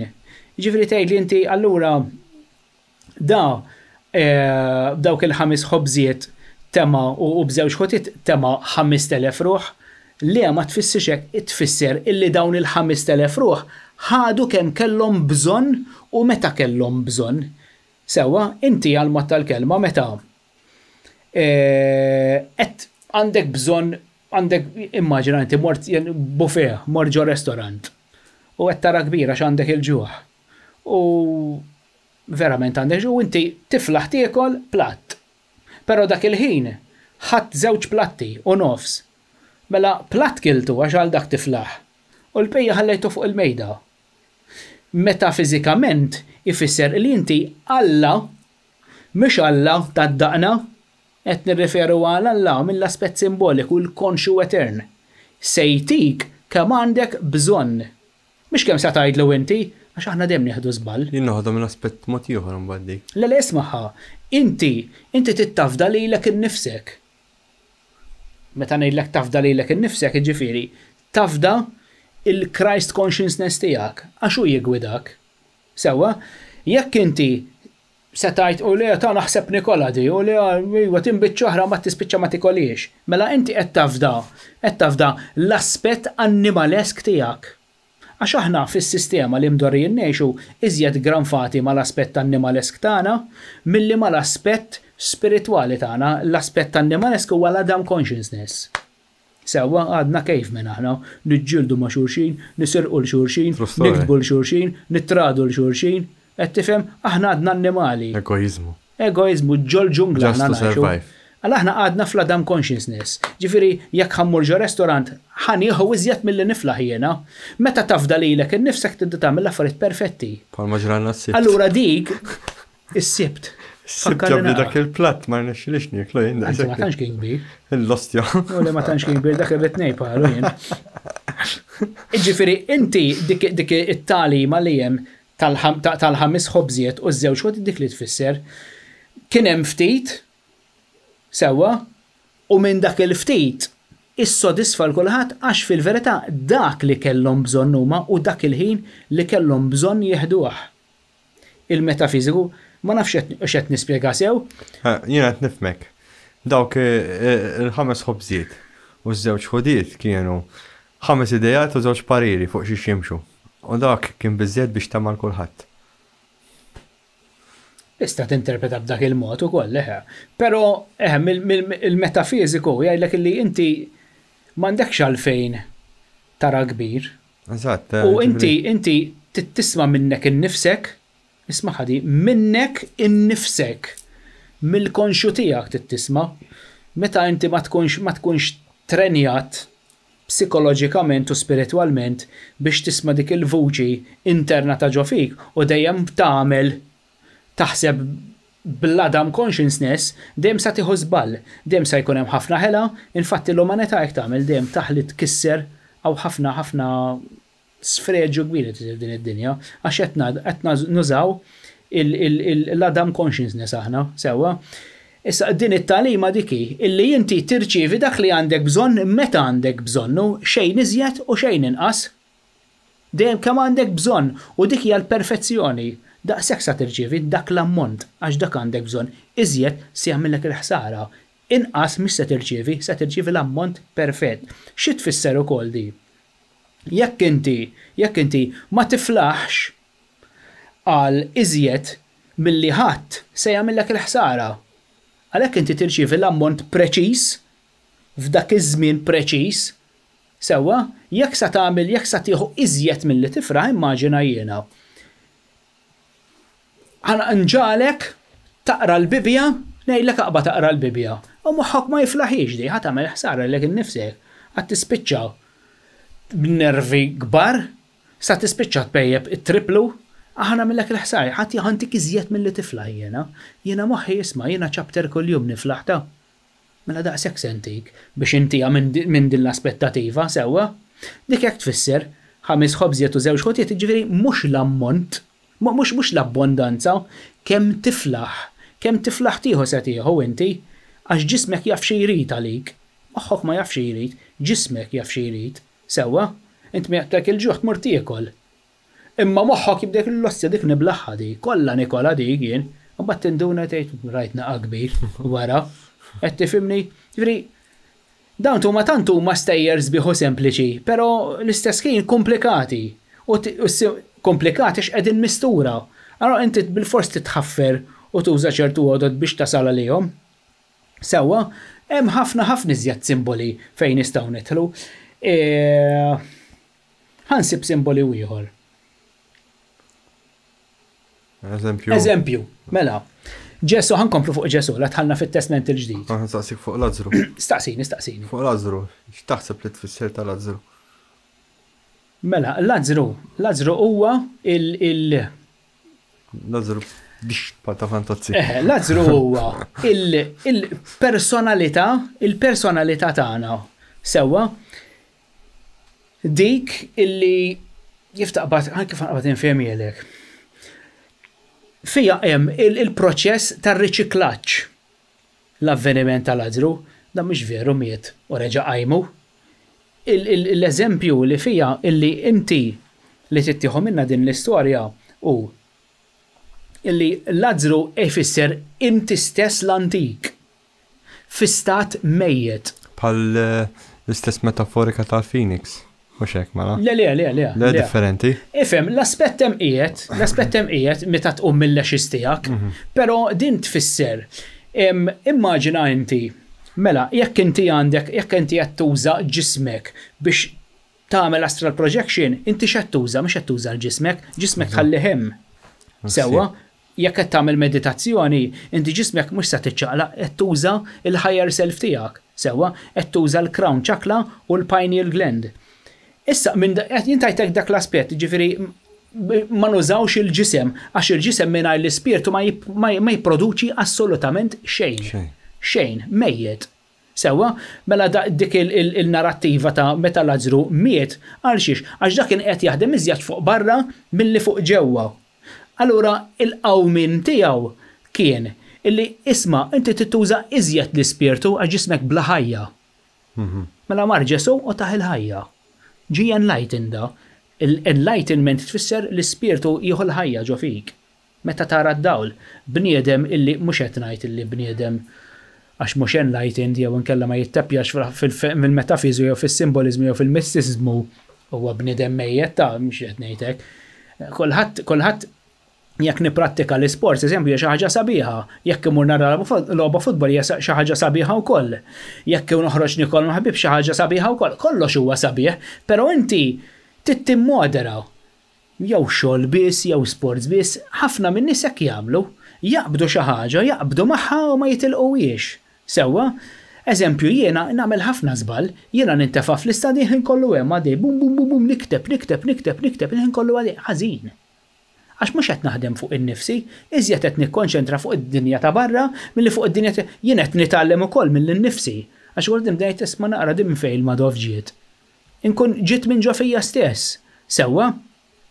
Allura, minn dak l-aspett jien qed nitgħallem, però irrid nikkonċentra iżjed fuq l-intern tiegħi biex immur ġo l-kampanja, nimmedita, naħseb, inħoss l-elementi, inqatta iżjed ħin mat-tfal, mal-familja, mal-mara, kollha f'daqqa, sewwa, għax jiena nqatta ħafna iżjed ħin fl-istudju tiegħi, nikteb naqra hemm noqgħod nimmedita hekk, biex qed ngħidlek il-ħollu hemm isni eremit ta' imma dak huwa speċi ta' in-nasba tiegħi.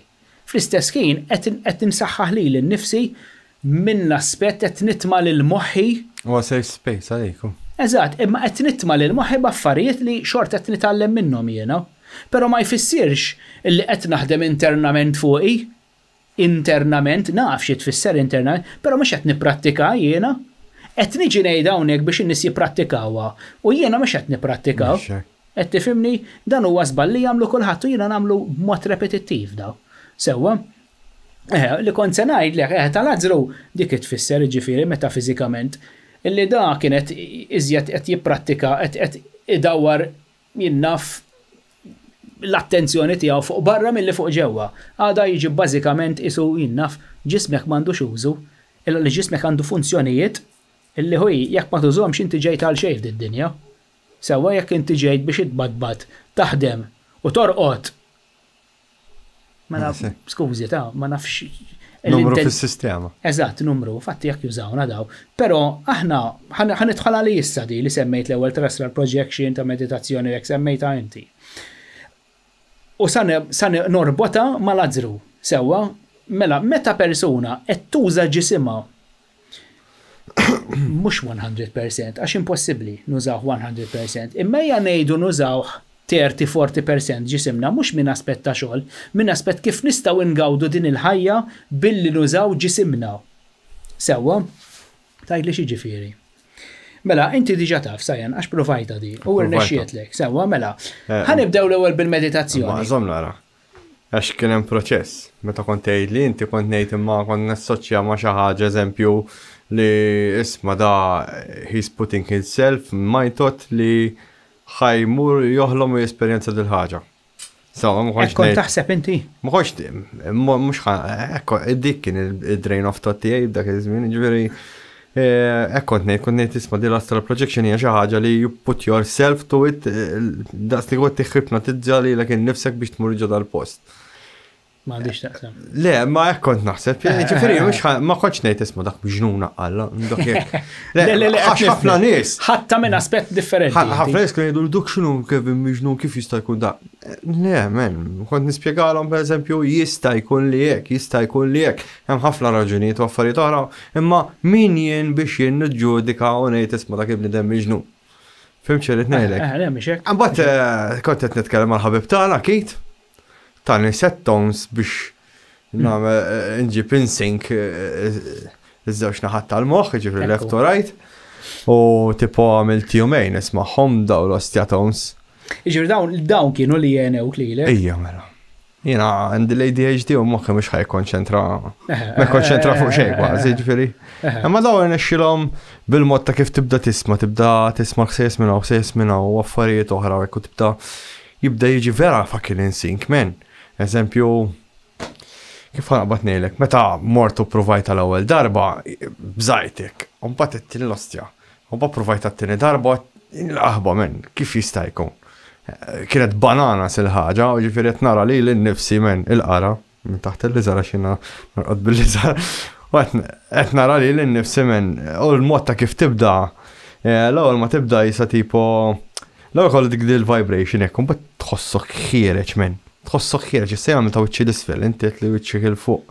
Imma ta' fiżjed nies li jagħmlu wiċċhom l-isfel, jien għamel ta' wiċċi l-isfel u tipo ħassejtni ħiereġ men, hija fucking freak il-ħaġa. Għax tħoss il-feeling. Dik kienet l-ewwel esperjenza tiegħek. L-ewwel esperjenza, u bad pereżempju kont qed nara li l-innifsi riqet jiena ma tantx damet ħafna dik l-esperjenza u tipo U bat smajt ħafna stolbi u għajat mill-klip u l-pakka gallu u bum, omt. Ġifiri naf, kienet reali l-ħagġa. U bat rġajt għamil t-tini darba u ma dika. Tkellimna fuqa. Ejju. Il-ħagġa il-ġisem, meta inti tiskopri l-funzjonijiet tal-ġisem, inti tista' tesperimenta b'dan affarijiet minn aspett safe. Sewa? Tkun preparat jemma kollox. Jekk inti, jekk ara persuna, is-sena li tkun għamilt talk ta' għali dwar l-astral projection. U fuq għam xejt biex ngħid in-nies ukoll jiena fuq għam xejt. Kont iffokajt ħafna illi inti qabel ma tagħmel din il-prattika ovvjament tipproteġi lilek innifsek għax inti mort x'imkien u ma tafx fejn mort. Sew li importanti li tipproteġi lilek innifsek. Dawn huma affarijiet reali għalkemm naf li hemm barra hemm nies li qegħdin jitqu. Sewwa nies Kristjani stess probabbilment. Illi mhux qed jemnu dan l-alla li huma jemnu festess li tagħna dawn l-affarijiet kollha biex nużawhom huma ma jafux bihom daw. Però hemm qegħdin. Kif? Fucking banana, sar ħaġa. Hemm qegħdin dawn affarijiet. Sempliċiment, l-ewwel semmejt li Fallen Seraphim, dak kien il-5 ktieb li ktibt jiena sewwa. Dak ġibtu minn meditazzjoni waħda jiena. Jiġifieri meta ngħidlek ġibtu minn meditazzjoni waħda xi tfisser. Dana darba minnhom intfajt bil-qiegħda qudiem il-kompjuter qabel ma xaltu sewwa, kollox mitfiħin u għamilt 20 minuta meditazzjoni. U wara din 20 minuta tal-meditazzjoni għajt sieket hekk jiena bajnejja mal waqaft nimmedita sewwa, qatt ħanieqaf jiena biex il-meditazzjoni tieqaf inti tiddeċiedi meta tieqaf, qed ħanieqaf għax biżejjed. Jiena meditazzjoni twila ddejjaqni għax ġieli moħħi ma nkunx nista' nikkontrollah. Allura tkun jibsek eżempju tkun għaddej, eżempju sitwazzjoni li għaddejjin minna bħalissa kemm ġo pajjiżna u kemm fid-dinja għaw kawż enormi kollox taffiġ kbir sewwa ma jistax ikun illi moħħok jibqa' jaffunzjona. Ma nafx xejn jew vera qed ngħixu ġo simulation jew għalla dinja vera spiċċat. Jekk ma neħdu sieba. Ġo filmen dejjem ġo series bħal Breaking Bad. Kollox ħajġri s-sadra batna l-television u għallim ma. Kollox ħażin miexi, kollox ħażin. Allura isu dak iż-żmien kont għaddej minn fażi illi ġejt litteralment nitnejjek. Sewwa, jien mhux persuna li nara l-aħbarijiet, jien l-aħbarijiet narhom meta noħroġ mill-bib il-barra għax qed narhom bajnejja. Sewwa, jiena television nużah biex nara xi film. Għax dilettant ħafna tal-films joġbuni ħafna, mhux films kollha eżempju, hemm xi ftit geners li joġbuni. Però dak iż-żmien kont għaddej minn fażi verament tal-ġen u l-astral projections kienu qed jirnexxewli, jekk immur nipprova issa ma tirnexxilix, jiġifieri nitkisser ġo sodda jew fuq is-sofan ma tirnexxilix. Għax għaddej minn kawż ġo moħħi mis-sitwazzjonijiet li għaddej nixtieq niġġieled għal pajjiżi sewwa u għal jidnaf għal dak li huwa tagħna. Fl-istess kien irrabjat għaliex dawn li suppost tajnihom il-fiduċja mad-dinja kollha biex jipproteġu din id-dinja tikkissru kull maw. U jiena qed inħossni impotenti għax ma nista' nagħmel allura dik tindannani jiena. Qed nistennew gwerra sa ġejjem. Issa naraw se jiġri. Dik għandna l-poter li nista' nwaqfu kollox jekk iridu, però hawn diviżjoni kbira. Sewwa. Ġifieri dak iż-żmien kont għaddej minn fażi vera sabiħa. U din il-meditation partikolari kont irċivejt ħafna informazzjoni. Literalment ħafna informazzjoni, għax kif naqbad nispjegaw f'terminoloġija, għax mhux faċli daw tispjegahom. U ħani għafem, għax inkella nibda jinnaf, ma nafx naqbad ngħid fuqha, di xi ħaġa li naf ħaġa fija, però ma nafx kif naqbad ngħidha. Illa li xi terminoloġija fiha limitu. Kif tisprimi ruħi fuq ċertu affarijiet, jekk sa nispjega lek computer, sal-inqas IC nispjegaħu lek ikolli tari fuqu, però fuq dawn affarijiet. Kif ħanaqbad ngħidhom daw? U mbagħad jiena rrid ngħidhom b'mod biex nistama' kredibbli biex jifhmuha min-nies. Għax hekk persuna mhux qiegħda fl-istess livell ta' konoxxenza tiegħek kif se tifhimni din, se tgħidha miġnun. Da. Persuna li qiegħed ma jifhmux. Jekk qegħdin hawn isfel u jiena qiegħed hawn fuq, mhux qed ngħidha bliego din għax din huwa veru. Sewwa, da ħansemmi sistema skolastika. Jekk jinnaf student tal-kindergarten sama xi ħaġa man student universitarju. Da se jaqbad jitħaq bih. Għax mhux qiegħed fl-istess livell ta' edukazzjoni tiegħu. Issa fil-konoxxenza l-istess qegħdin, hemm min fl-evoluzzjoni tiegħu wasalaw u hemm min wasal hawnhekk, hemm min għadu maqbud fit-toqba, fin-nasba, fid-dlam u mhux qed jifhmu lil daw. Dan qed jgħidlu isma' f'ġismek tista' tagħmel hekk, tista' tagħmel hekk, tista' tara hekk ta' da rajt jew da qiegħed fuqhom, qed tifhimni ma jifhmukx. Ħafna nies ma jifhmukx. In-natura tant hija vasta, tant hija infinita u ġismek qed jirrappreżenta dan kollu. Però sfortunatament in-nies ma jindunawx illi aħna daqshekk potenti sewwa l-astral projection l-istess. Sirt naf affarijiet illi qabel ma kontx nafhom, eżempju, sirt naf illi hemm mhix din id-dimensjoni biss hemm.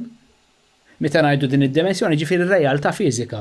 Ir-realtà fiżika eżempju inti vasta, kbira, enormi. Eżempju jekk għandna l-kapaċità noħorġu u ninnavigaw f'vettura spazjali fuq il-pjaneta u nistgħu noħorġu mis-sistema solari u mmorru fuq dik il-galassja il-Madonna kemm hawn kbira.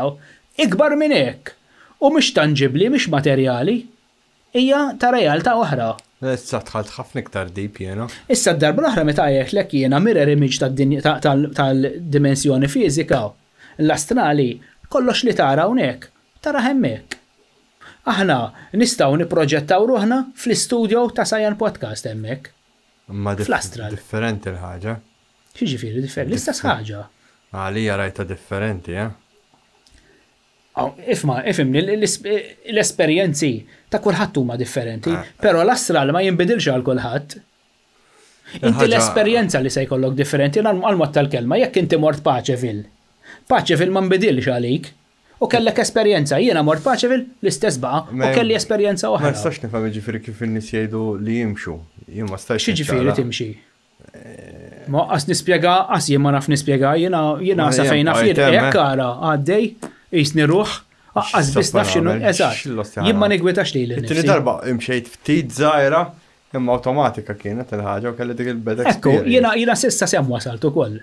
Jiena proġettajt li l-nifsi qasnaf 7 jew 8 darbiet sewwa, però qatt ma kelli l-kontroll li nikkontrolla ngħid isma' rrid immur hemm, qed nipprova naħdem bl-intenzjoni, però qas biss nipproġetta ma qiegħed tasbor kemm niffoka fl-jekk eżempju kif għadlek l-ewwel. Ngħid irid immur għal mod tal-kelma fi żmien il-farawni kufu, ħanara u x'veru da difnu hemmhekk u le. Tista' tmur jekk toħloq l-intenzjoni fl-astrali tista' tmur. Bl-intenzjoni, tiffoka minflok ma tgħid ħanor ma nixtieqx norqod jew ma rridx norqod. Waqt dik il-fażi toħloq intenzjoni, tgħid iż-żomma qasira tgħid irrid immur hemm, irrid immur hemm, irrid immur hemm. Bupp! L-ewwel fażi vera easy għalija, it-tieni biċċa le. Min jaf x'qed jgħidu n-nies li qed jarawna. Allura kif fl-astral projection rom wieħed biss hemm li mortijena fih jew Mela, fir-realm astrali hemm ħafna pjanuri differenti. Mela, darbenu kont tajt spjegazzjoni wkoll hawnhekk. Mela, inti minn aspett spiritwali jiena ma mortx f'kull pjan. Sewwa, ovvjament m'għandix dak il-kontroll, però milli sissa irnexxieli niskopri dana ovvjament ma nistawx ngħidu isma' dana veru. Li huwa veru, nista' ngħid li huwa veru jiena huwa li mmort f'ċertu postijiet fid-dimensjoni astrali sewwa. Però il-pjanuri differenti nista' nitkellem fuqhom. Fuqhom kif naf jiena. Ma jfissirx li dawn huma veru realtà tista' tmur fihom. Jista' jkun, però ma nafx tistax tmur fihom. Jiena dik li ħassejtni ħiereġ hekk. Għax il-għaliex, mela, ħanidħlu daqsxejn fl-ispiritualità. Mela, inti għandek ejja ħantuha dan ir-ream astrali, ejja ħantuh forma. Ħalli l-moħħ jifmu sewwa, għax inti meta tgħid dimensjoni x'inhi kif ħanaqbad nivviżwalizzaw. Qed tifhem, allura il-left hemisphere tiddik l-istampa biex tipproċessa fi kliem u fi ħsieb, sewwa, mela nużaw dik is-sistema, dik il-maniera. Ejja ngħidu illi id-dimensjoni astrali hija tonda. Sewwa, u qiegħda tinkapsula mela għandek id-dimensjoni astrali. Ġo fija għandek dimensjoni oħra, sfera oħra li hija l-sfera eterika. Umbat ġewwa għandek l-sfera materjali, it-tielet dimensjoni. Mela għandek ir-raba dimensjoni, il-pjanura eterika u il-dimensjoni fizika dawk huma jibbriġġjaw il-xulxin. Sewa ġifieri għalhekk inti tista' tmur fl-astrali u mill-astrali tista' tmur l-eteriku, mill-eteriku tista' tiġi hawnhekk fil-realtà materjali tista' tmur fid-dimensjoni kristallika wkoll. Però jiena semmek għadni ma wasalx, jiġifieri fil-5 dimensjoni. Dawn kollha nistgħu naċċessawhom aħna meta aħna nużaw iċ-ċakras kif suppost, sewa aħna għandna 7 ċakras, issa n-numru 7 huwa numru simboliku u se ssibu frekwentament fil-Bibja bħal numru 6, bħal numru 12, bħal numru 13, bħal numru 40. Dawn huma numri simboliċi ma jfissru xejn ħlief il-messaġġ mistur. Sewa, il-numru 7 huwa il-numru komplet, il-numru perfett. Sewa, il-numru 6 huwa l-inkomplet. Infatti, il-kreazzjoni qiegħda maqsuma f'7 ijiem. 7 ijiem simbolikament, mhux letteralment 7 ijiem. Fil-Koran insibuh ukoll is-7 sema. Eżatt, 7 dimensjonijiet. Is-7 sema hija 7 dimensjoni. Issa dawk is-7 ġranet tal-kreazzjoni huma is-7 dimensjonijiet fil-ktib tal-Ġenesi wkoll. Sakemm il-kreazzjoni, il-Christ consciousness laħqet il-perfezzjoni tagħha fis-7 dimensjoni. Tajjeb, is-6 dimensjoni aħna nafu ħafna però mhux kompleti, inkompleti, is-7 dimensjoni hija completion. Is-7 mill-aspett spiritwali, mhux metafiżiku, mill-aspett spiritwali huwa 12. In-numru 12 huwa l-infinità, il-kompletezza. In-numru 6 mill-aspett spiritwali huwa in-nofs ta' 12. L-inkomplet.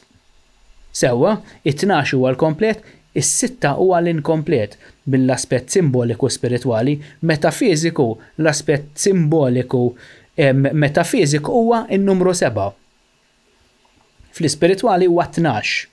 Għalhekk hemm dik it-tilwima minn ma jifhem xejlek li ta' 12 dimensjoni hemm, jaqbes jgħidlek li ta' 7 dimensjoni taw. Kollu lob bin-numri. Sewa, bejn tilwima bejn is-simbolizmu spiritwali u s-simbolizmu metafiżiku. Meta dawn qed ifissru l-istess affarijiet. Metafiżiku jiġifieri ismu miegħu metafiżiku. Issa qed tissejjaħ issa qed tirreferi għal xi ħaġa etereali. Bħal meta inti tgħid rajt ruħ. Ruħ x'inhi? Ruħ hija metafiżika. Għal xiex? Tara għal xiex? Għax tista' tara b'għajnejk fiżiċi, tista' tara bil-pineal gland ukoll. Ruħ. Eżatt. Għax ikollha l-morontja tagħha, d-densità tagħha tkun id-densa, tkun għadha ħoxna. Fimt? Mhux letteralment spirtu li ma tarax. Bħal meta spirtu ħażin taraħ forma ta' dell. Għal-mod tal-kelma, qed taraħ għandu l-forma tiegħu għadha densa. Dak ġej mill-pjanura etereali, mhux mill-astrali, mill-etereali. Għaxu jrid jaqsam mill-astrali għall-etereali biex jidħol fil-pjanura fiżika. Dal-aħħar ġraw li 3 affarijiet strambi. Sawa? Ġrat li Andrew Zammi Soler nexlu jħipnotizzani at a point. Di tal-astral. Mbagħad kien hemm xi ħaġa eżempju li Mirko jaf biha u l-ex tiegħi u mbagħad intqajt ma' 3 min nies f'ġurnata li qalu li 3 l-istess ħaġa. Dik vera frikjatni. Ġifieri nar ma jafu daw tipo li fuq dil-ħaġa. U dik vera hekk ġabitni qed xillost qed jiġri. 3 min nies, ġifieri 3 min nies ma jafux x'kienu għaddej minn moħħi u x'kien għaddej minn moħħi li f'Mirko u l-ex-stage. Inti tista' semmi hawnhekk di jew tippreferi tħallija? Kont ħanija mill-podcast, letteralment qed da ġieli tkun ħataqbiż liċ-ċinga, fim? Okej. Fuq ċertu affarijiet. U tipo 3 min nies qalu li jara jfettilek tieqaf mill-podcast tal-ostja. L-ewwel tqajt ma' wieħed, u ġifieri fl-istess ġurnata din semma wieħed. Tlieta li huma. Arra, istra. Ġifieri. Għax ġieli nkun down, ħażin u tipo fimta. Dika naħseb jiena dik fem nista' nkun żbaljat ukoll. U tlieta minn nies ma nafhomx. Issa. Għajt l-ewwel darba magħhom. Dik li hija fucking stramba, fim? Mingħajr mettilhom xejn dawn u hekk. Mela nipprova ninterpreta mill-aspett kif qed nipprova nasal għalija jiena sewwa. Irrelevanti jekk bniedem tafux jew le. Dawn isegwu daw in-nies. Ovvjament Mirko tafu. U min qallek iżjed barra Mirko? Le, Mirko u persuna oħra kienet taf. Ġifieri tnejn minn nies. Inti semmejt li 3 persuni. Imma daw 3 persuni tqajt magħhom f'ġurnata. Dawk li ma tafx. Daw ma nafhomx minn Adam u Eva. Imma jsegwuk. Jsegwuk, all right. Ma jfissirx, mela, irrelevanti jekk inti persuna tafix jew le, anke jekk qatt ma tkellimt magħhom jew qatt ma rajtu l-xulxin. Aħna inħarsu lejn xulxin fid-dinja fiżika, fid-dimensjoni fiżika bħala entitajiet individwali. Għalhekk niġġieldu ma' xulxin, għalhekk ngħiru għal xulxin, l-emozzjonijiet li ħalluna fidlan fit-toqba għax jiena minn għali jesma' inti sajjan biss. U jiena Kevin biss, jiena taf inti kompetizzjoni miegħek ego, jiena rrid iżjed minn rid nidher iżjed minnek dak it-tip. Aħna ma nafux li aħna l-istess ħaġa, aħna ġej mill-istess sors. Spiritualment, fiżikalment le.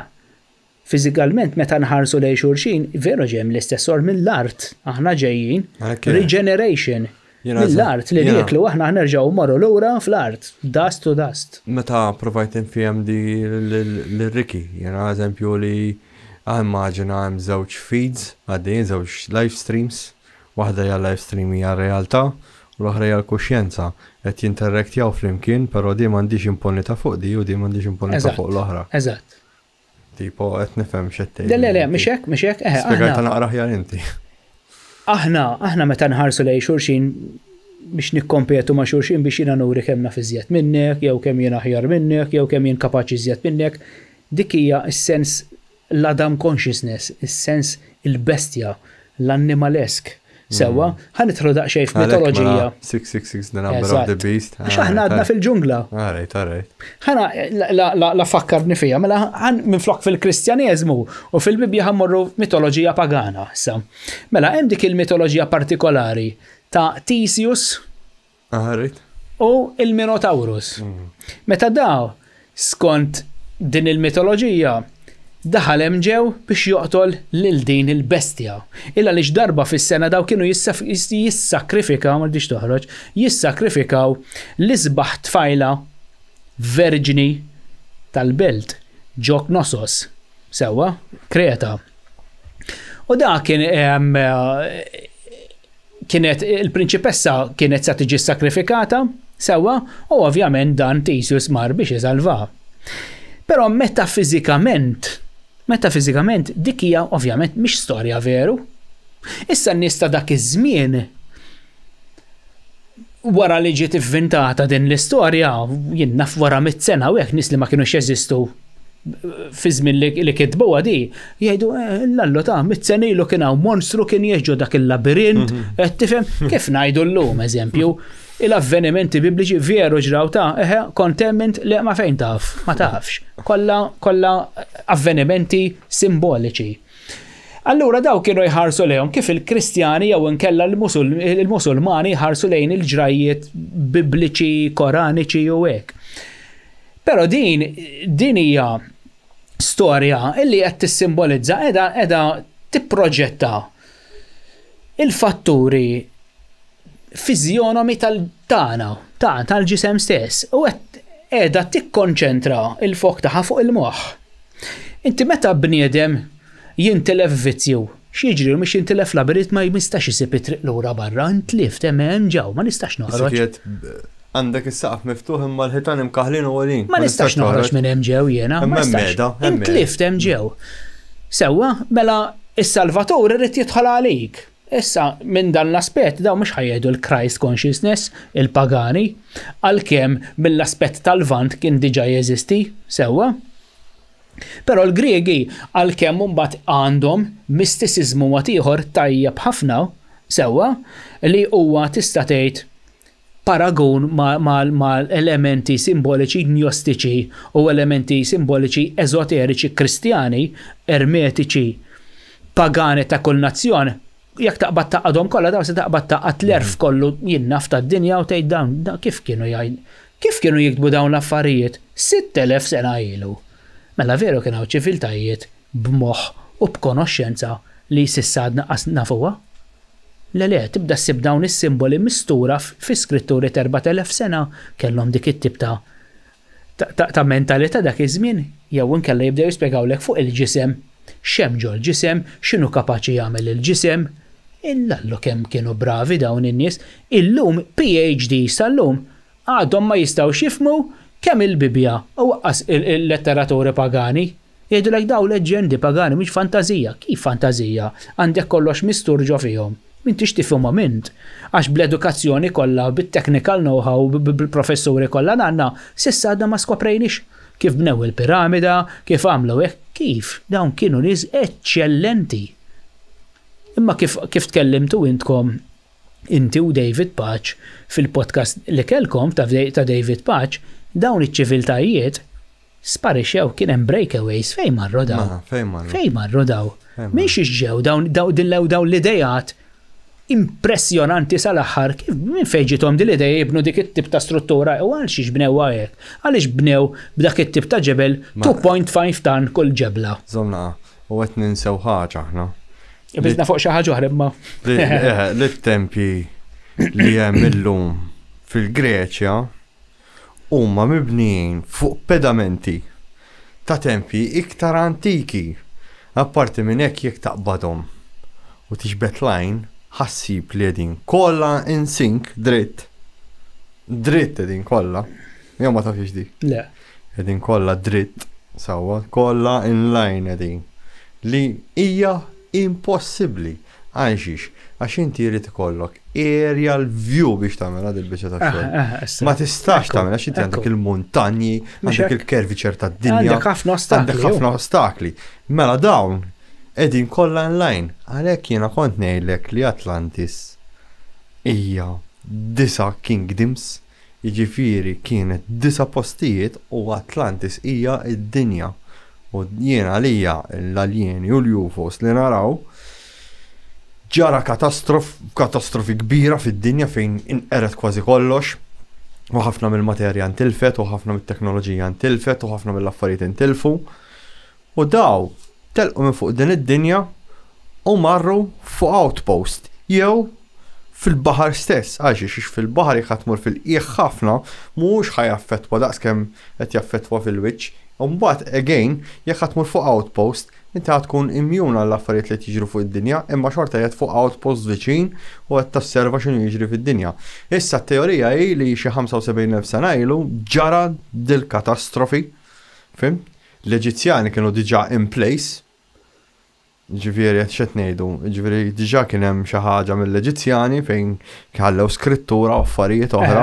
Fil-Bibja msemmin, infatti. Ma aħna nafu l-piramidi huma mibnin between 14 to 12,000 years ago. Fil-fond taħħa tgħidlek illi ilhom mibnin ħafna iżjed. Il-tnejn l-oħra żgħar, il-kbira.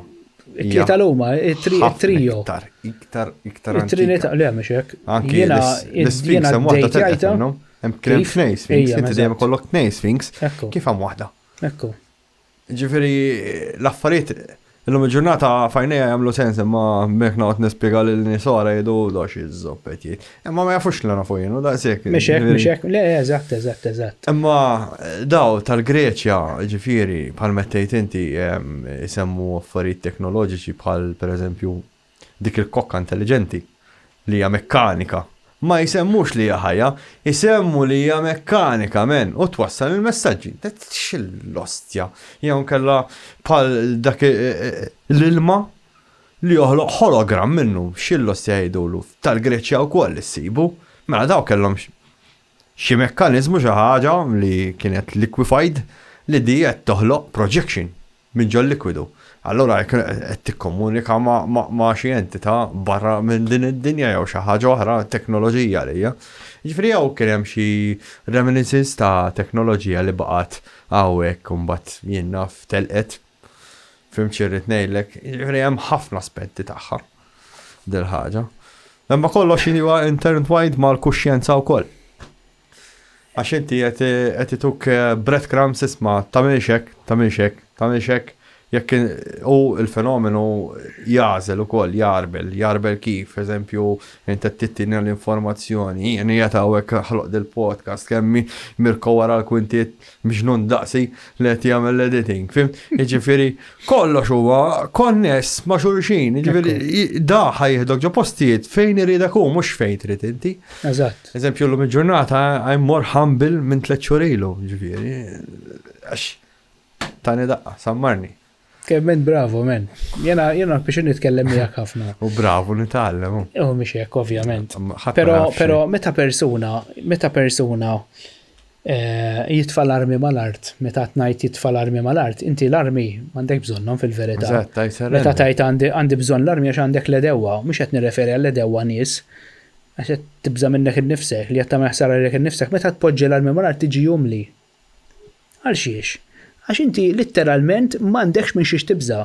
Mela l-umiltà tiġibek straight. Moħħok. Tnaddaflek moħħok. Meta bniedem ma jkunx li jibda jara li l-nifsu bħala xi Alla, daka mhux bniedem li mhuwiex bniedem straight u għandu bżonn l-armi għax qed jibża li jattakkaw l-integrità tiegħu, jattakkawlu kif ħan nirreferi kemm inti famuż eżempju. Taf inti l-public image tiegħek u hekk li jagħmlu lek il-ħsara, u dak il-bniedem huwa ħin kollu ewer paranoid għandu bżonn l-armi l-ħin kollu. Inti bniedem illi m'għandek bżonn l-armi. Inti jiena kemm ili nafek xejn iżjed minn sena issa jew sena. Kif nafek kif qed narak issa? Nafek dak iż-żmien l-ewwel darba li ntqajt miegħek.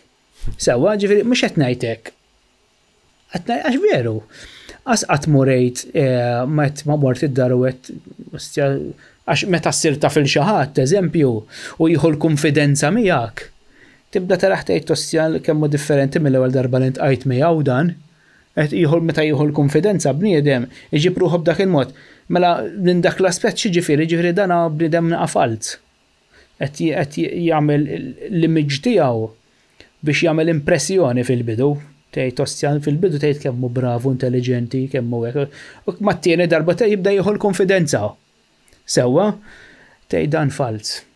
Jien għandi l-intuition tiegħi instinkt nkun naf bniedem x'inhu li dak mill-ewwel isni kont naf li bniedem twajja bniedem homli. Mhux hekk ma nippruvax ninfluwenza n-nies ukoll laqas biss ibitja kemm dal-aħħar. Mhux tinfluwenza n-nies għax l-influwenza hija ħażina, ma naħsibx li inti qed tipprova tinfluwenza n-nies. Qed nipprova nigwidhom għalfejn mort jiena, imma b'mod ta' kif jisibuh huma. Eżatt, mhux hekk inti isek qed tgħidilhom isma' jiena għaddejt minn din l-esperjenza, però mhux kulħadd jista' jgħaddem mill-istess bieb. Jekk inti tista' taħdem dik it-tip ta' rimedju biex tasal point B, tista' tagħmel xi ħaġa mhux bil-fors ħa tagħmel l-affarijiet għax jien għamilthom mill-perspettiva tiegħi. Mhux hekk u dejjem kont onest ma' kulħadd meta kont ħażin kont ħażin. Isma' għamilt ħażin ipprova tgħaddix minnha inti. Qed tiftaħlu għajnejh dak ikun. Pereżempju tajt il-ħaxixa ma marix ngħid isma' l-ħaxixa ħażina, jien għalija m'għandix kontroll fuqha u llum il-ġurnata ngħid isma' m'hemmx fejn tmur iżjed. L-abbuż u l-ħażin huwa l-abbuż. M'għandix kontroll fuq għal-ħaġa allura aħjar bum stop għalija. Dik hija l-aħjar ħaġa ma marriċ ngħid isma' l-oħrajn pejpux ħaxixa ta' il-harm reduction huwa importanti. Inti mela inti f'din il-mitoloġija ta' Theseus, inti kont Theseus għax ħares lilek innifsek, iġġieled mal-bestja kien hemm dik il-ġlieda ġol-labirint u qtiltu. Ħarex lilek innifsek fid-dawl. Dik il-mitoloġija qed tfisser. Xorta ma suġġett tal-iżballa x'inhu man, jiġifieri I can relapse. Alla ħares le. Din il-mentalità meta jgħidulek illi aħna nitwieldu bid-dnub. X'iridu jgħidu bija nitwieldu bid-dnub. Ħadd ma jitwildu. Mela xi ħadd perfett. Inti mhix mid-dnub mhix dnub din għalija falsa. Ija, bħal meta tgħid superstizzjoni.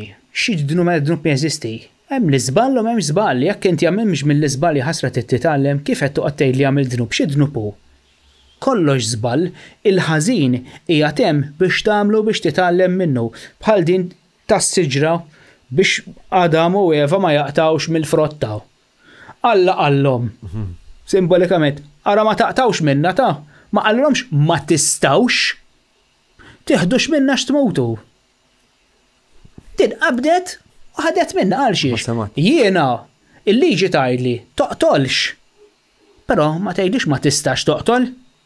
Toqtolx, għax wara mill-konsegwenzi jien nista' noħroġ minn mur noqtol xi ħadd. Xi ħadd ħajwaqqafni jien? Le, fil-verità nista' noqtol lil min irrid u kemm irrid, però wara mill-konsegwenzi il-liġi li se twaqqafni, però ir-regola tal-ħajja hija waħda. Sewwa, id-deċiżjoni f'ħajtek dik l-unika regola li hawn, il-ħajja ma tikx liġijiet, għamel li trid għamel, però id-deċiżjoni tiegħek twittilek it-triq għal konsegwenzi tista' ġi konsegwenza tajba x'inti għamilt it-tajb jekk għamilt il-ħażin għandek konsegwenzi żiena sieħbi karma hu il-karma. Ġifieri aħna meta noqogħdu nħarsu lejna x'dnub u mhux xi dnub. Xi dnub jeżisti. Gdibt il xi ħadd, issa xi ħadd qed jigdeb lilek, mhux kulħadd hekk fid-dinja, kulħadd tifaqqaħħa ma' wiċċ kulħadd. Aw aħna minn dawk nitalmu mill-iżbalji. Jekk jiena darba minnhom jien naf sraqt xi ħaġa u xi ħadd saraq lili ngħid issa naf xi tfisser. Jiena gidmuni gidma tlieta minn nies jiġifieri dak il-ħin meta wara tlift kollox u kont tlift kollox u daqshekk m'hemmx fejn mur iżjed u tipo tajt qalbi minn kollox. Għalihom kont sejjer jiġifieri il-ħaġa hemm qiegħda u mbagħad tibda tgħid kif bniedem qatel il-bniedem ħadd ieħor. Dejjem hemm action u reaction għal l-oġġett. Jiġifieri mbagħad how you and things defines you from others. Issa l-ħaġa taf x'inhi? Il-ħaġa li torbot kollox. Meta tgħid tiltil xi ħadd, tiltlu ġismu int. Mhux hekk. Lilu ma qtiltux. Xorta qalbi problema. Tgħidli qed tipprova tgħaddi messaġġ fil-qtil ukoll, mhix ngħaddi messaġġ. Inti tibrat il-filosofija dik li tipprova tifhem kollox anke li żjed ħaġa assurda, sewwa. Qtil huwa jisodaq li hu apokalissi. Apokalissi għal bniedem li jkun qatel. Naqsekku. U apokalissi għal dak il-bniedem li miet. L-apokalissi tkun għal dak li miet probabbilment, għax hu se jerġa' jibda mill-bidu. L-Iżraeliti kienu jemnu ħafna fija di, jekk bniedem se jagħmel ħażin oqtlu. Ħalli ma teħx ċans jerġa' jaqa' fit-toqba miskin. Astja. Qed tifhem? Oqtlu. ħajarġa' jibda. Però dik ħażina. Għax inti jekk ħad toqtlu kull meta jagħmel żball da alla ħajarġa' jibda mill-bidu kull darba. U qas jaf x'jagħmel. Għalhekk l-evoluzzjoni hija tajba titgħallem mill-ħażin tiegħek stess. Jekk inti qatt mi se tara dlam ħatara d-dawl biss, tibqa' ċassat. Ma tafx, ma tafx xi tittamel. Inti dejjem titla minn isfel biex tmur fuq. Jekk m'għandek fuq sax titla fuq. Ġifieri dak iż-żmien kienu jaħsbu l-isma' dak qed jagħmel ħażin ma loqtlu. Eżatt. Jekk kienu l-Iżraeliti jekk il-regoli możajċi jekk kienu, jekk bniedem jaħżin oqtlu kienu jħaġruh. Bil-familja, bil-ħmar, bil-baqar b'kollox. Dak kollu li jotiegħu jeqirduh. Lalla. Ħalli ma jikkontaminax lill-oħrajn. Moralment ma kienx. Le, ovvjament, issa dawna kienu jsiru veru. Dawn kienu jsiru veru, però mill-aspett simboliku bibliku dawn qegħdin fil-Bibja wkoll għax qed jagħti l-aspett storiku. Kif għad l-ewwel ma jfissirx li għax għandek qed tissemma Ġerusalemm u qed jissemma Erodi u qed jissemma Pilatu, mela allura din storja veru. Jiena nista' niffabbrika storja sħiħa u nsemmi lilek, inti persuna veru, u nsemmi l-Mirko persuna veru, però nista' noħloq storja sħiħa ma tkunx veru. Però n-nies għax semmejt lilek jgħidu din veru ġrat, qed tifhimni x'qed nipprova ngħid. Nista' niġġenera storja sħiħa jiena jgħaddu 3 snin, ħadd ma jaf li fabbrikaj din l-istorja, però użajt nies veru. U tista' tiblaħħa int stess tant iddum tirrepetiha ġo moħħok. Ma żmien tiġi veru, tgħid veru dik ġrat jew le. Tibda tistaqsi lilek innifsek, self-deluded tiġi inti. Għalhekk pereżempju ċertu hypnosis ma jaħdmu xiex tkun printed ġo moħħok. Ġo il-moħħ. Ekku. Il-moħħ tant huwa kumpless. Għalhekk inti mill-moħħ imbagħad għandek il-pineal gland hawnhekk, sewwax minn inti minn hawnhekk titlaq fl-infinità. Aħna għandna 7 ċakra sarġajna, numru 7. Il-numru 7 huwa n-numru komplet. Sewwa għandna 7 ċakra, għandna il-crown ċakra, għandek il-pineal gland, għandek it-throat ċakra, sewwa, għandek solar plexus, Għandek ċakra oħra hawnhekk, solar plexus hawnhekk qiegħda. Madonna di xini, nsejt, ċakra sejx jisumhom bl-ismijiet. Għandek ċakra oħra fuq iż-żokra eżatt, u mbagħad ċakra oħra fl-organo tiegħek sesswali biex niftehom. Għandek 7 ċakras, sewwa, u dawk huma il-livelli illi inti titla' minn dik l-allegorija li semmejt id-darba oħra ta' l-istorja ta' Ġesu, mitwelid sal-mewt il-kruċifissjoni, inti tfisser illi dik l-istorja tal-ħajja ta' Ġesu u n-numru 33 qiegħed jitla' mill-los sacrum, mis-sacrum bone, sewwa, fejn jiġi ġenerat kuljum dan il-fluid, il-sacred fluid, sewwa, jitla' 33 spida fil-vibra ta' sinsla tad-dar u jissallab f'Golgota. Il-kruċifissjoni niftakru flank u s-salib tal-ħajja eterna. Sewwa, issa meta tissallab hawn fuq. Ġifieri inti ftaħt il-bib tal-eternità, dak li tfisser il-ħajja ta' Ġesu mhix veru seħħet dik il-ġrajja li kien hawn dan il-bniedem, seta' kien hawn dan il-bniedem kien jimxi dak l-istil profeta jew inkella studjus fil-faxxinu tal-Griegi li kien jivvjaġġa l-emmula u jiftaħ moħħ in-nies, però mhux li jagħmel il-mirakli u jagħmel dawn l-affarijiet. Dak imbagħad tħallna fl-aspett simboliku kif kienu jirrakkontaw l-awturi sakri fil-Bibja biex jgħaddu jaħbu l-messaġġi tagħhom. Però dik li ġrajjek tfisser inti mill-los sacrum tlajt f'Golgota, the place of the skull kif insibuha fil-Bibja, sewwa, u hemmhekk issallab. U l-kruċifissjoni tfisser li tissaħħaħ. Inti tissaħħaħ fuq is-salib kif għamel Mosè qabad is-serb u tefa' fuq is-salib. Għandek is-siġra tal-erf u s-siġra tal-ħajja. Is-serb jirrappreżenta l-erf. U s-salib jirrappreżenta l-ħajja. Sewwa, s-siġra tal-erf u s-siġra tal-ħajja. X'għamel tefa' s-salib, is-serb fuq is-salib. Mela s-serb f'dan il-mod qed jirrappreżenta lil Ġesu Kristu, il-Christ consciousness. U s-salib hija l-ħajja ta' veru meta tissallab hawn qed tissaħħaħ. Fejn rajta dik il-pittura? Is-serb fuq is-salib, Madonna. Gustav Dore probabbilment. Gustav Dore, inċiżjoni. Interessanti, ostja. Issa biex nibqgħu fil-kunċett tal-Pineal Gland, il-Knisja dawn l-affarijiet kollha tafhom, però mhux qed tgħidhomlok. Inti meta tmur fil-liturġija tgħidlek ħafna stejjer tajbin però tispjegalek b'mod tajjeb ħafna l-qassis jispjegalek b'mod tajjeb xi qassis filosfu. Sewwa, però huma mhux qed iħarsu lejn l-iskrittura sakra bħala ġrajiet li ġraw storikament. Sewwa, u ma jirrakkontawx b'dak il-mod simboliku il-bniedem taddilu l-messaġġ li intenzjonalment li jifhem il-bniedem, sewwa b'mod kollettiv. Dawn qed jaqbdu qed jassarbu l-istorja minn aspett realistiku u qed jgħidu isma' Ġesu mar ikkalma t-tempesta u mbagħad niżżel ix-xbiek u tellaw jinnaf 500 ħuta. U l-oħrajn ma qabdux Alla jinnaf jgħidu l-huwa bobinu wieħed. Qed tifhem ġifieri dawn huma kollha ser bombastiċi illi qed tituhom attenzjoni mill-aspett romantiku letteralment kif qed taqra novella. Ma ninsewx ukoll imma kif li dak iż-żmien kienu jmorru taħt l-art. Taħt l-art għandek l-acoustics. Ekku. Apparti minn hekk, meta kienu jagħmlu l-acoustics u kienu jużaw tip ta' herbs u liquidi u fluidi mill-bniedem ukoll. Biex joħolqu ċertu psychedelics li kienu jidaħluhom ġoroms għax inti jiena issa nafaj xi jisma' dawn. DMT u hekk. Eżatt, imma biex toħroġ minn ġod ir-Rom għal-ġenna u set naqbad nifhem għadi għax ġrat lili. Menta krit għalli qed nisma' daw biex tissinkronizza il-moħħ. Mbagħad tibda tgħid hemm ċertu affarijiet oħra, mbagħad issib isma' 7 MHz. Numru 7 ġajna. Fim ċerrit ngħidlek, jiġifieri dejjem hemm daw l-acoustics li ma tantx inqabdu mill-widna sew. Eżatt, proset. Imma da tip ta' vibration hemm in-numru 7 reġa' l-ostja kif jista' jkun men. Jew 7-14. Fim ċerrit ngħidlek, hemm ċertu riċetta li din firdet ma' żmien ukoll ċertu knowledge. Intenzjonalment infirdu dawn l-affarijiet. Le, intenzjonalment. Ħanejdlek eżempju. Il-piramida għandha l-acoustics ukoll. Kbira. L-oħrajn m'għandhomx. Il-piramida kbira għandha ċertu acoustics ġifieri li jirriflettu bħal tempju li għandna Malta taħt l-art. Proset.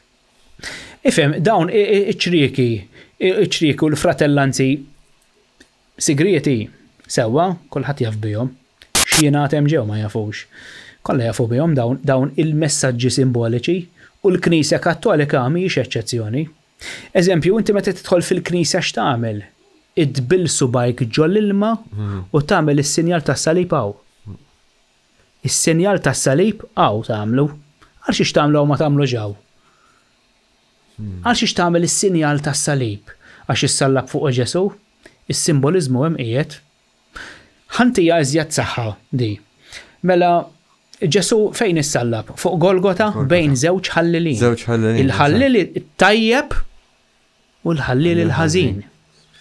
Xi simbolizzaw daw? Għandek Ġesu huwa il-pineal gland.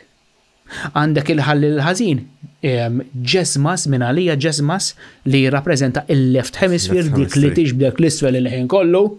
Is-Satan għatijak il-nifsek, l-għadu, il-bestja, għaw għandek liħor, il-ħallil it-tajjeb, il-ġesmas. Min għalijak jizimom. Sewa, iklet tislaleb. Ġesu fin-nofs, left hemisphere, ħallil ħażin, u right hemisphere, ħallil it-tajjeb. Kolla għedinem, kolla jafuhom dawn iċ-ċrieki, pero ħadd ma jġejlek isma' hawnhekk għandek xi ħaġa veru importanti, Iffokka fuqha. Ħadd tiskopri l-ħajja verament x'qed toffrilek, ma tarax. Itgħallem din is-somma għax hekk se ssib xogħol ta' hekk iriduk lilek. Moħħok jiġi mimli bil-kaboċċi ħalli tibda tħallas it-taxxa. Li ħajġekkjawlna ħajjitna dell-edukazzjoni kulħadd tiffissat it-tfal imsieken farraknihom. Kif tispiċċa l-iskola privat. Illa Madonna daw it-tfal jaħasra. U fej xogħlijiet li jispiċċaw. Il-ħaġa hi, eżatt. Imma l-ħaġa hi illi minflok it-tfal qed intuhom attenzjoni tat-tfal li huma, ta' fjuri li huma dawn, jaħasra diġà qed nittrattawhom ta' adulti, dawn qed ibatu iżjed mill-kbar. Dan tifla u tifel ta' 10 snin titqajmu fis-sitta ta' filgħodu biex jaqbad il-van. U x'kien jiġi mill-iskola fis-sata jew nofs iklieta ta' wara nofsinhar irid jkompli jagħmel il-homework u wara jrid jistudja. Illallu ballu jinġiel it-tifla tiegħi tgħidli mhix din id-dinja. Tistudja l-vjolin, il-kbira, sewwa u titgħallem il-pjanu. Fi żmien l-eżamijiet sad-9 ta' filgħaxija tistudja. Okej, għax inti issa la tħalt għal din is-sistema. Mhux se taqbad u tarmi l-istudju li għamilt għax il-futur hemm qiegħed qed jistennik. La issa qegħdin ngħixu ġo din in-nasba, ma tistax tagħmel mod ieħor, sakemm ma taqbadx tiemigrat mur ġo ġungla u ta' tifforma s-sistema tiegħek ma qegħdin ngħixu ġo din il-ġungla.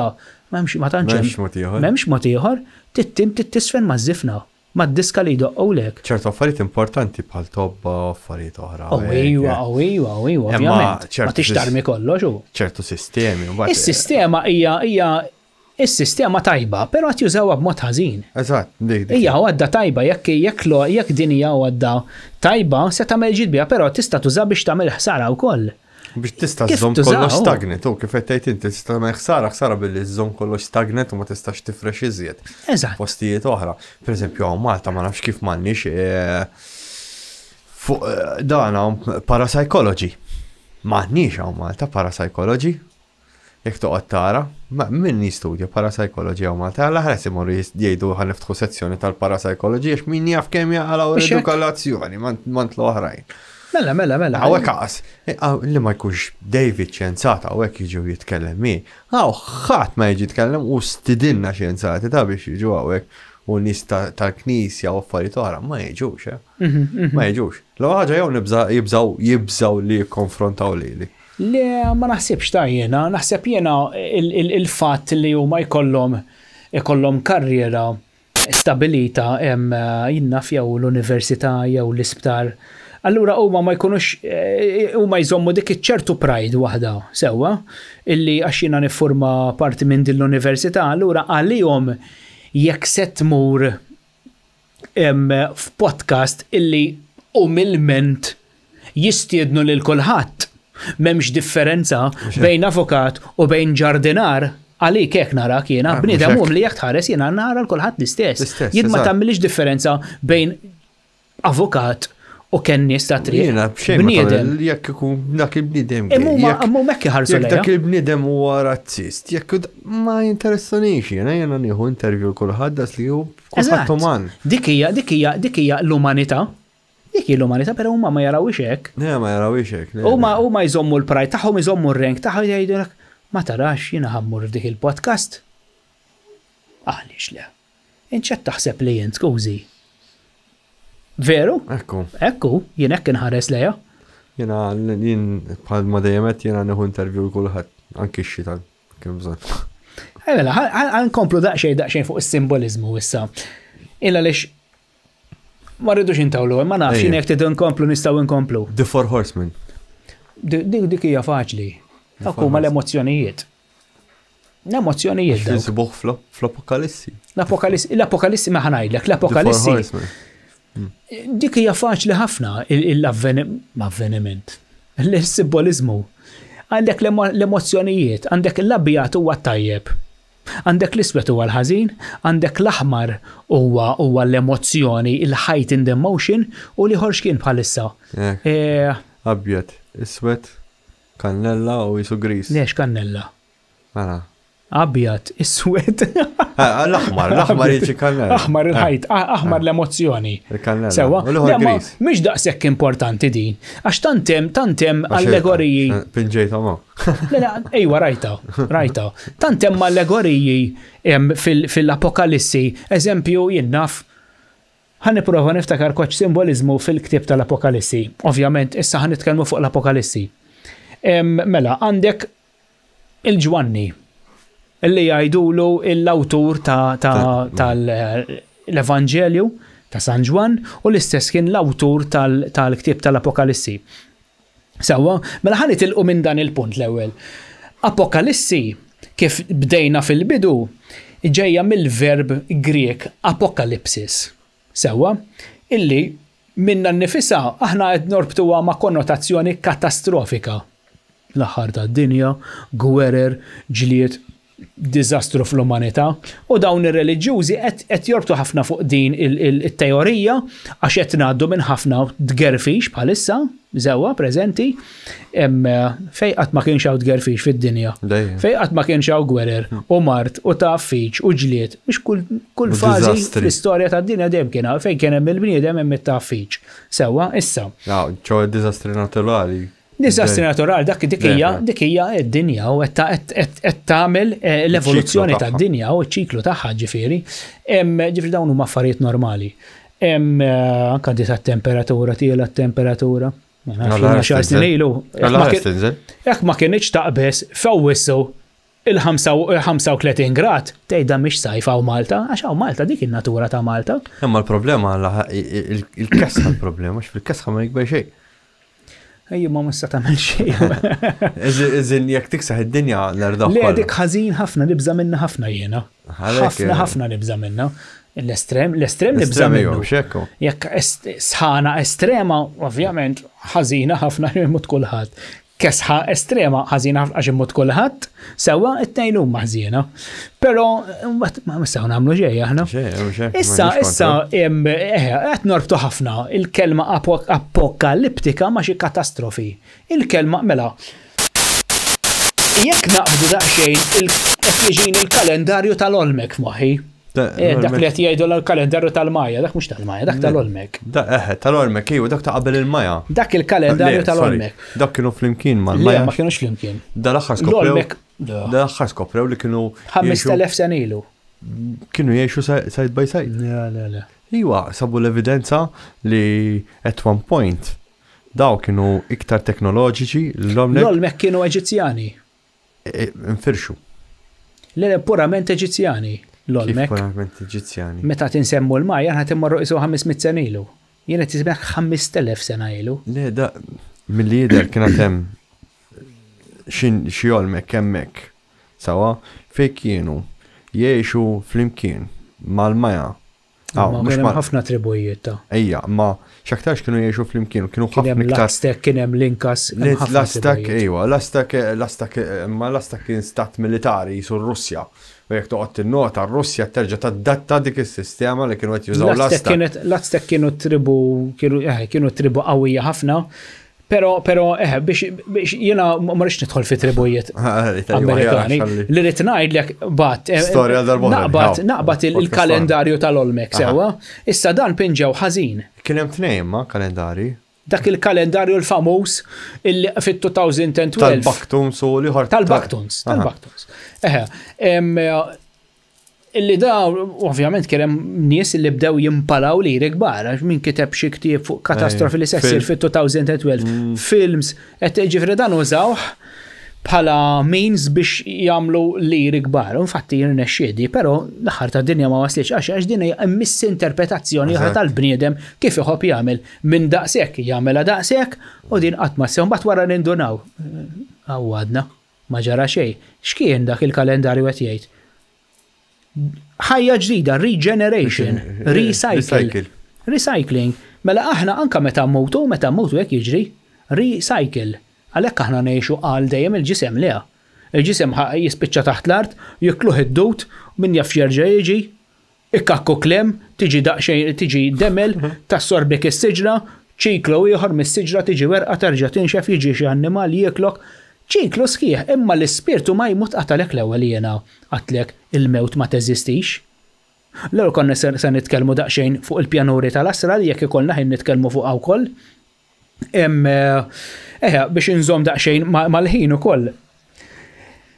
Il-kunċett tal-kalendarju tal-Majja qisu qed itina mirror image tal-Apokalissi. Għax l-Apokalissi tfisser fil-veru sens tal-kelma Griega revelazzjoni.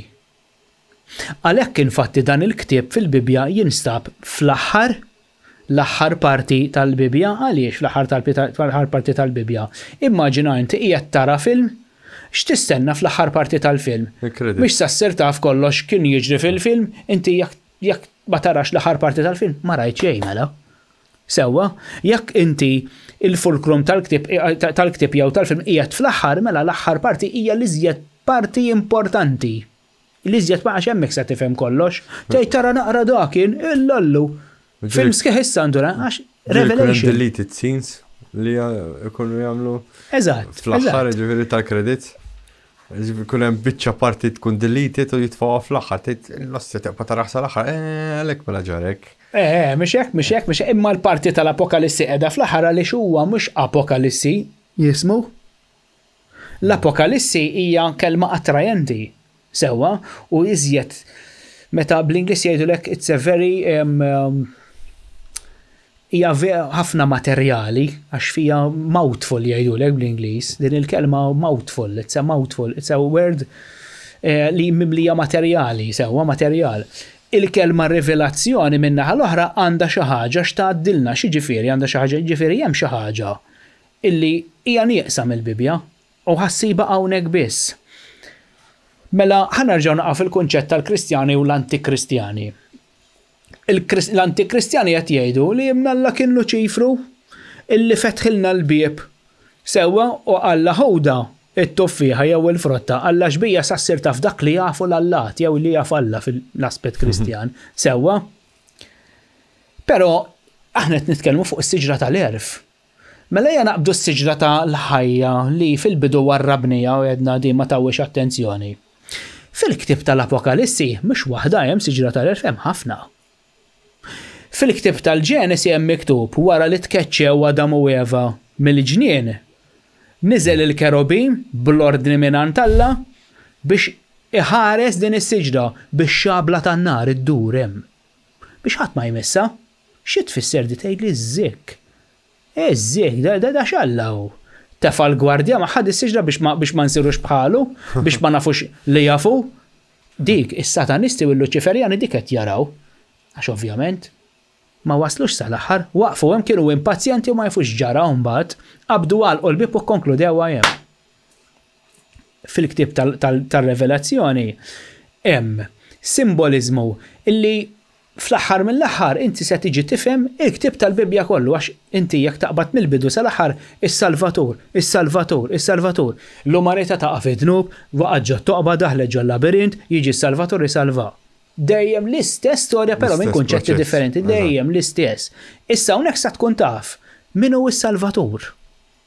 Inti stess. Inti stess is-Salvatur fil-ktib għalhekk Revelation ħadd xi ħaġa li int mhux qed tistennija. Jien is-Salvatur? Mela ismaħħa. Mela fuq il-gżira ta' Patmos, da Ġwanni sewwa ġie eżiljat fuq il-gżira ta' Patmos. U hemmhekk l-anġlu għallu taħ scroll tal-karti għallu kulu. U dak kielu.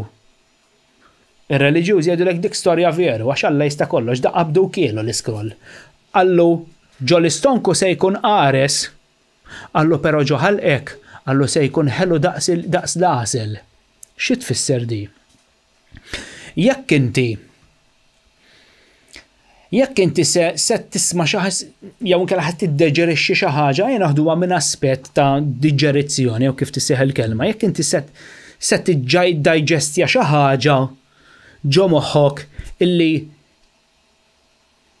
tinstema' ejja nagħmlu hekk, biex nagħti spjegazzjoni iżjed ċara pornografija sewwa, mistax inkun xarp iżjed minn hekk, jew straight iżjed minn hekk. Tinseb tgħid pornografija tfal, eżempju tfal jien naf 13 sena, 13 sena, sobien ħanejdu sobien. Din l-attrazzjoni bħal kalamita. Iwa rritna roħ dik il-mara minn ġafx parżejżit għandha hekk, x'kien jarħib għalek hekk. Jittrauma ruħu. Xin jara jibda jara xeni jiġifieri, sewwa. Dik tfisser. Kulu l-iskroll. Sewwa. Ġo zaqqek sa jkun qares, imma ġo ħalqek sa jkun tajjeb. Xi tfisser dik? Ġo ħalqek sa tobu tajjeb, però x'kien jinżel hemm isfel ħajjagħmilek ħażin għax ħadd tispiċċa ġo toilet. Naħseb li għalhekk jiena ċertu affarijiet jinżammu sigreti wkoll ta'. Jinżammu segreti biex ovvjament il-konxu tal-bniedem ma jinfetaħx. U aħna nibqgħu impriġonati fil-rejam fiżiku biex ma tevolvix. Immaġina kieku li l-Amerika. Tibqa' ignorant fid-dlam. Immaġina ir-recycle, skużi, ħalli ir-recycle minflok inti jekk inti f'din il-ħajjar nexxielek tiskopri ċertu affarijiet u ċ-ċiklu li jmissa tkompli tibni fuq dawk. Iċ-ċiklu li miss inti se toqgħod repeater bħall-iskola. Jekk qatt imqareb jew ma ġibx hekk se tarġa' toqgħod repeater biex niftehmu. Inti jekk se jiġrilek eżempju. Anthological shock. Ekku, eżatt. Palma ġara li meta tkellimt ma' wieħed minn barra minn Malta, tipo meta issir taf x'inhi r-realtà tieħux dak ix-xokk imma. Ekku, eżatt. Dik li tfisser issa taf x'qallu mbagħad l-anġlu. Mhux kulħadd jaċċettaħħa. Le, ma jaċċettawiex għax m'għandhomx l-istess livell ta' konxu forsi. Jew għax ma jkunux esperjenza ma stess. Mbagħad qed tissemmi li minn xi ħaġa oħra jinżammu sigreti inti, alright, ma ftemniex minn hemmhekk għax tant qiegħed fuq is-simboliżmu bħalissa allura moħħi għax tipot qed nagħmel correlation ma l-istess ħaġa. Iva. Tkellimni. Mhux kulħadd jista' jieħu dak ix-xokk daqskemm jista' jieħdu ħadd ieħor eżempju jekk tkun taf x'inhi xem vera fil-Apokalissi isma' hemm di isma' din ħatolqtok jekk ħatiħodha ħażina bħala xokk, imma dik hemm toma tajba tipprova tużaħħa u tgawdiha sakemm tista'. Ekku, eħe. Issa da dik it-toma tajba, però li se tagħmellek il-ħsara. Sewwa? Ikkonvertija f'tajjeb, ikkonvertuha f'tajjeb. U l-anġlu qallu mur issa ifresh dak li ħattinti fis-seba' knejjes Patmos, Smirna, Efesus, sewwa, hemm seba' knejjes mhix veru. Il-knejjes kienu jeżistu għalhekk dejjem ngħidlek illi il-kunċett storiku qiegħed hemm però l-istorja mhux veru ġrat. Għax dawn Efesus eżempju veru kienet Smirna kienet teżisti wkoll ġo Turkija. Ħalli Karnasus, kif? Kienu l knejjes jisom tal-bidu. Eżatt. Issa da tinsix seba' knejjes, x'inhuma daw is-seba' knejjes? Iċ-ċakras, is-seba' ċakras, is-seba' power centers. Inti it-tempju, x'inhu it-tempju? It-tempju x'inhu? X'fejn tmur titgħallem? Il-ġisem, il-tempju ukoll. Tempju għawijat. Inti meta tgħid nikkontempla minn hemm ġejja mit-tempju. Meta lil Mose għallu ibni li tempju, ma tużax serrieq jew pol jew mazza biex niżżel il-ġebla. Kif ħan ibnieh da t-tempju? Jew dal-artal kif ħan ibnieh? Nistax nibnieh. Aħna rridu morru barra mill-kuntest tal-binja fiżika, għax da mhux it-tempju fiżiku qed jitkellem għal dan it-tempju. Imma dak ma tibniex b'affarijiet fiżiċi, materjali, mela qed jitkellem dwar dak il-portal dan hawnhekk il-pineal gland illi minn hemmhekk inti se ssib l-art imwiegħda fejn Iżraeliti l-umanità se jidħlu fl-art imwiegħda lilhom. Din l-art din imwiegħda lilek, issa inti tiskopriha meta tiskopriha u mbagħad tittiġġieled għaliha biex hawn tnatfu. Il-left hemisphere itnaddafa kollha. Sewwa? Interessanti ħafna da. Meta tibda tikkonvertihom metafiżikament. L-aħħar darba semmejt ukoll il-pineal gland fl-aspett ta' 12 tribù. Meta qabel ma daħlu fl-art imwiegħda, l-umanità meta qabel ma skopriet l-art imwiegħda, Mose organizzat 12 tribù f'ċirku fid-deżert.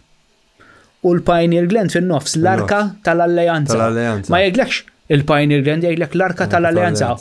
U 12 cranial nerve, il-nervituri kranjali, sewwa, li qed jiċċirkondaw il-pineal gland, dawk huma 12 tribù. Astja.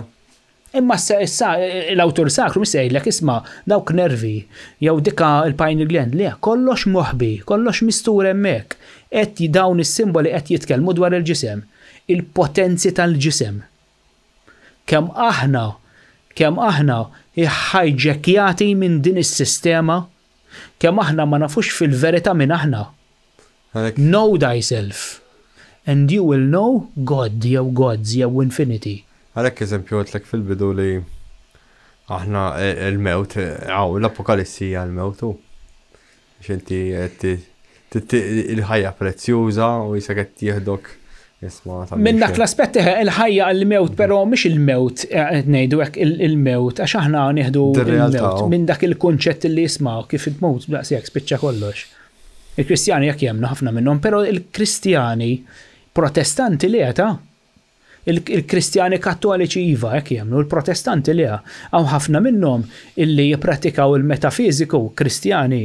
Ġifieri dan li qed ngħid jiena hawn knejjes Protestanti li jipprattikaw ukoll. Qed tifhem jipprattikaw ġifieri kull tabjat.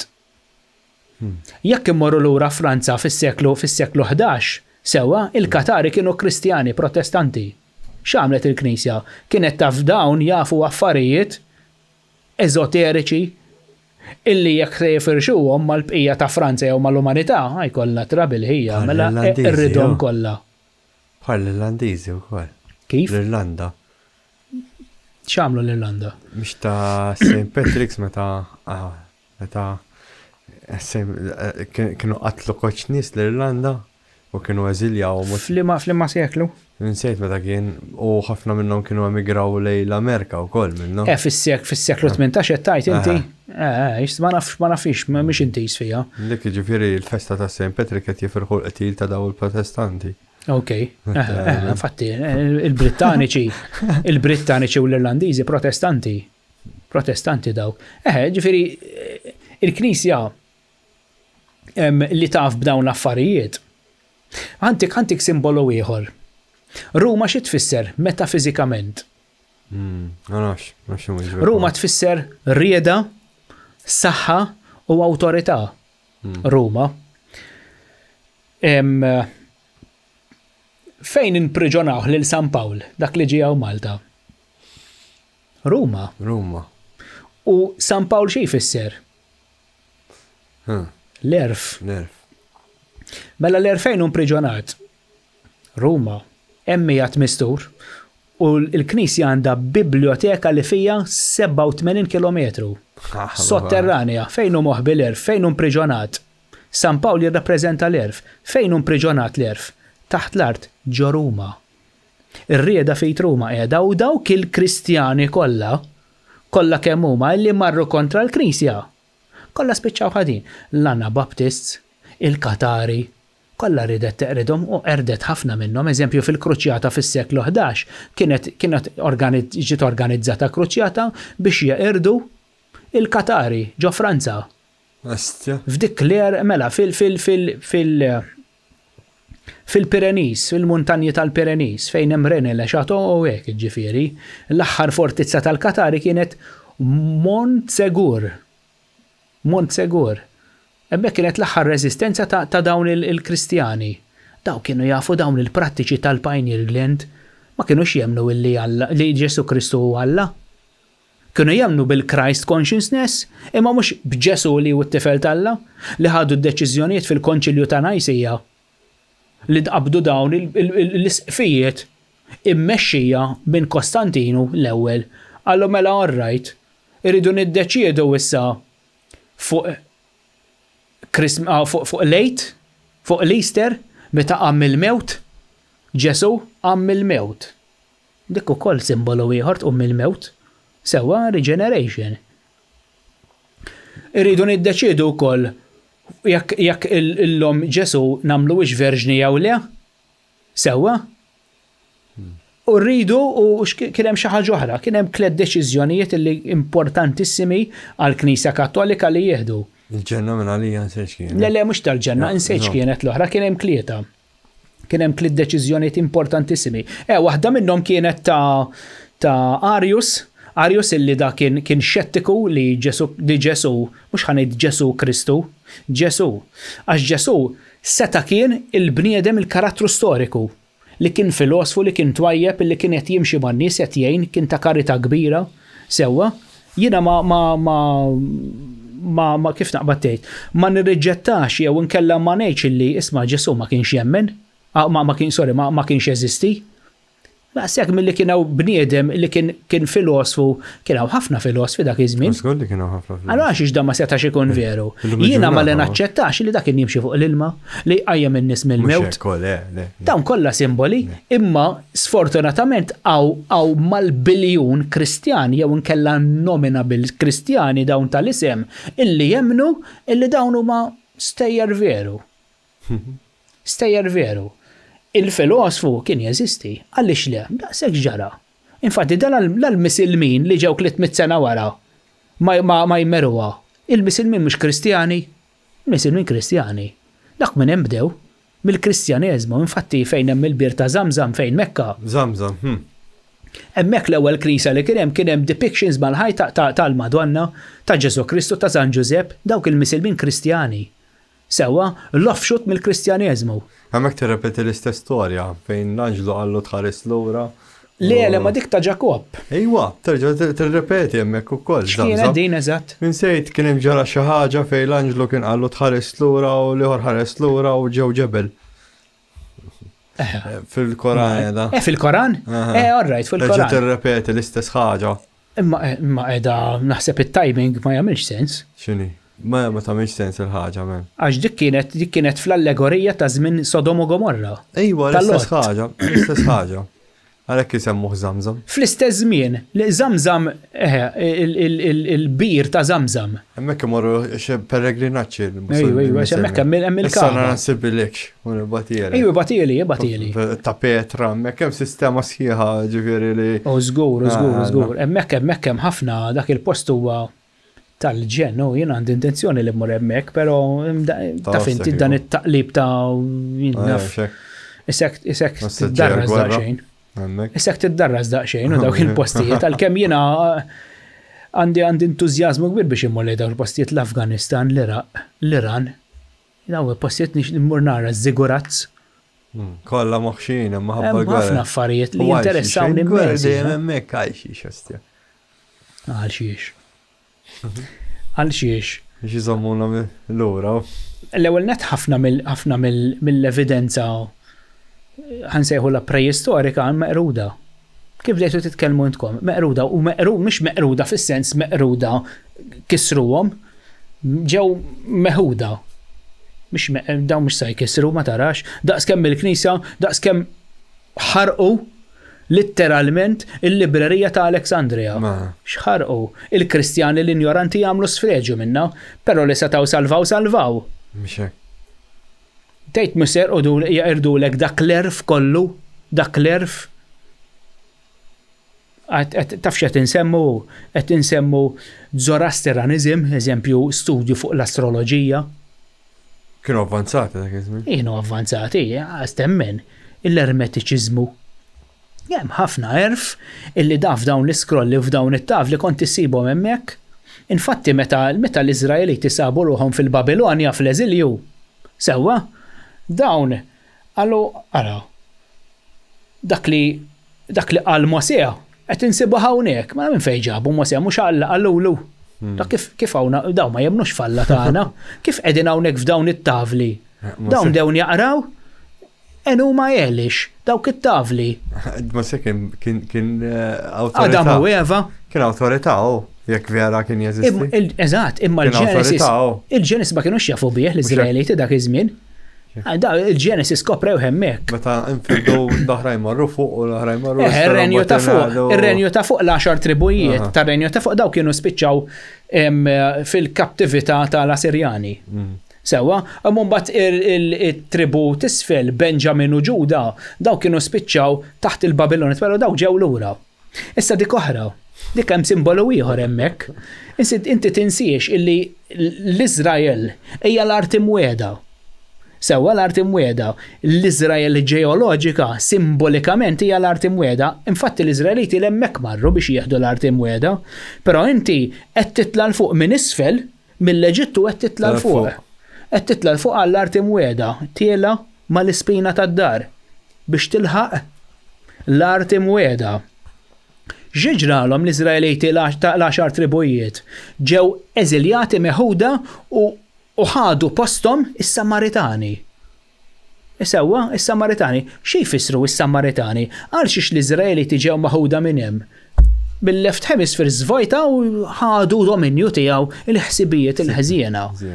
Ħżiena, fis-seħ ngħidulhom negattiv biex ngħidu ħżiena, negattivi, il-vizzji, l-emozzjonijiet, jinnaf l-affarijiet illi iżommuk milli tevolvi.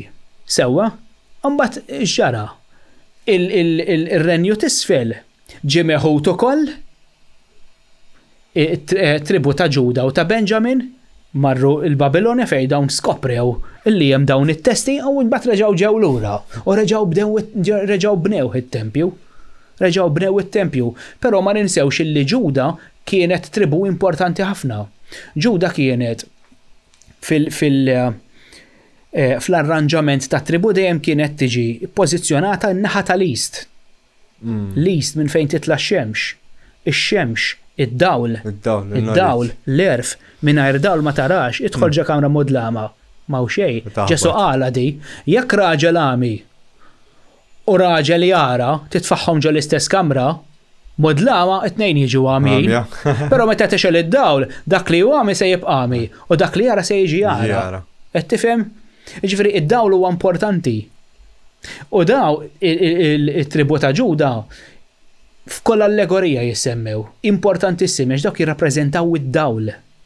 U Ġesu descendant mit-tribu ta' Ġuda u Ġesu x'inhu? Il-Christ consciousness, id-dawl, Luċifru, the light bringer, Luċifru li fetħilhom magħhom. Għalhekk hemm dik it-tilwima bejn is-satanisti ħanejdulhom jekk la ħarġet jien dejt ngħid antikristjani missa ħarbitli. L-antikristjani u l-kristjani sewwa wieħed tagħhom id-dawl u l-ieħor jitfilhom is-switch. Imma jekk inti ma wasalx sal-aħħar sal-ktib tal-Apokalissi u ma tafx għal xiex bida jistfilhom is-switch ħanejda issa u jekk tit nikkonkludu biha. Ejwa. Dik kienet fisser illi fil-bidu fil-oriġini meta nħalaq ħansemmu l-wek meta nħalqet il-koppja hemm kienet għadha immatura. Jekk inti sentik nibda ntik l-affarijiet minn issa u m'intix lesta lihom inti se tispiċċa daħna, m'intix lesta lihom ma mhux lesta lihom. Sewwa, mela allura bum tfilhom id-dawl. Issa meta jasal iż-żmien toħodha. X'ġara tefa' il-gwardja mas-siġra ħalli inti ma tagħmilx ħsara lilek innifsek m'intix ipperfezzjonata għadek hemm għadek fir-raba' dimensjoni titmut, difoll, tinżel tesperjenza l-mewt għalhekk Alla jekk ħatiħu minna ħatmut. Għax inti issa se tilbes il-libsa, il-ġilda, il-ġisem fiżiku, il-ħajja se tilbes il-ġisem fiżiku issa, mhix se tibqa' fl-astrali, se tinżel fid-dimensjoni materjali u se tilbes il-ġilda, il-ġisem, fejn l-ispirtu issa se jiġi confined hemm ġew, impriġonat, irid jinħasel, irid jaħdem, irid jitgħallem, irid jeduka lilu nnifsu, irid jilbes iħoss il-bart, irid jinżel iħoss isħana, mela litteralment il-konxu etern impriġonat ġo dan il-ġisem miskin. Issa tittalmu. Sewwa, mela meta dan il-ġisem evolva mill-Ġenesi, il-Bibja kollha sal-Apokalissi issa ġi perfected, perfezzjonat.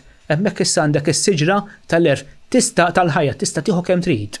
U hemm ħafna il-Christ consciousness issa l-ħaqtu. U l-gwardjan l-anġlu u x-xabla tan-nar m'għadhomx hemm issa neħħihom. Għax issa tista' tieħu minnhom. Min irid jidħol fil-rivelazzjoni u jsibhom dawn. Idħol u sibhom min qed jarana. Xi jfisser dan il-kunċett simboliku. Mela inti jekk bdejt imperfett ma tistax tieħu xi ħaġa jekk m'intix lesta liha. Mhix għax Alla kattiv, tgħidek li ma tarax ħatoħda biex issir taf bħalix nafien ma tarax, le għax m'intix lesta liha. Issa ntijielek meta tkun lesta liha. Meta timmatura. Dik hija l-istorja eżatta l-istess ħaġa tal-5 ħobżiet u ż-żewġ ħotijiet. Jiena ħantik l-ammont preċiż kemm għandek bżonn u meta għandek bżonnu. Grazzi mela kif. Grazzi lilkom. Għandek dokumentarju interessanti. Iva. Li jmiss nixtieq nagħmlu fuq l-astral nifukaw iktar fuq l-astral. Kif trid, iva, dak nespandu wkoll fuq l-astral. Forsi reġgħi nixxi li nagħmilha. Nispjegaw ukoll, meta nagħmlu dan il-podcast fuq l-astral, nistgħu nagħtu xi instruzzjonijiet kif jistgħu n-nies jipproteġu lilhom infushom waqt li jkun iva dik importanti ħafna. Dik li ma tgħidx kassir? U metodi kif jistgħu jagħmlu l-astral projection ukoll biex ikollhom esperjenza u rridu nagħdu nenfasizzaw ukoll dwar il-fażi li inti kif għadna kif semmejna issa jekk inti lest li tagħmilha, mhux kemm inti determinat f'moħħok, kemm inti spiritwalment lesta liha. Jekk inti m'intix lesta li tagħmilix.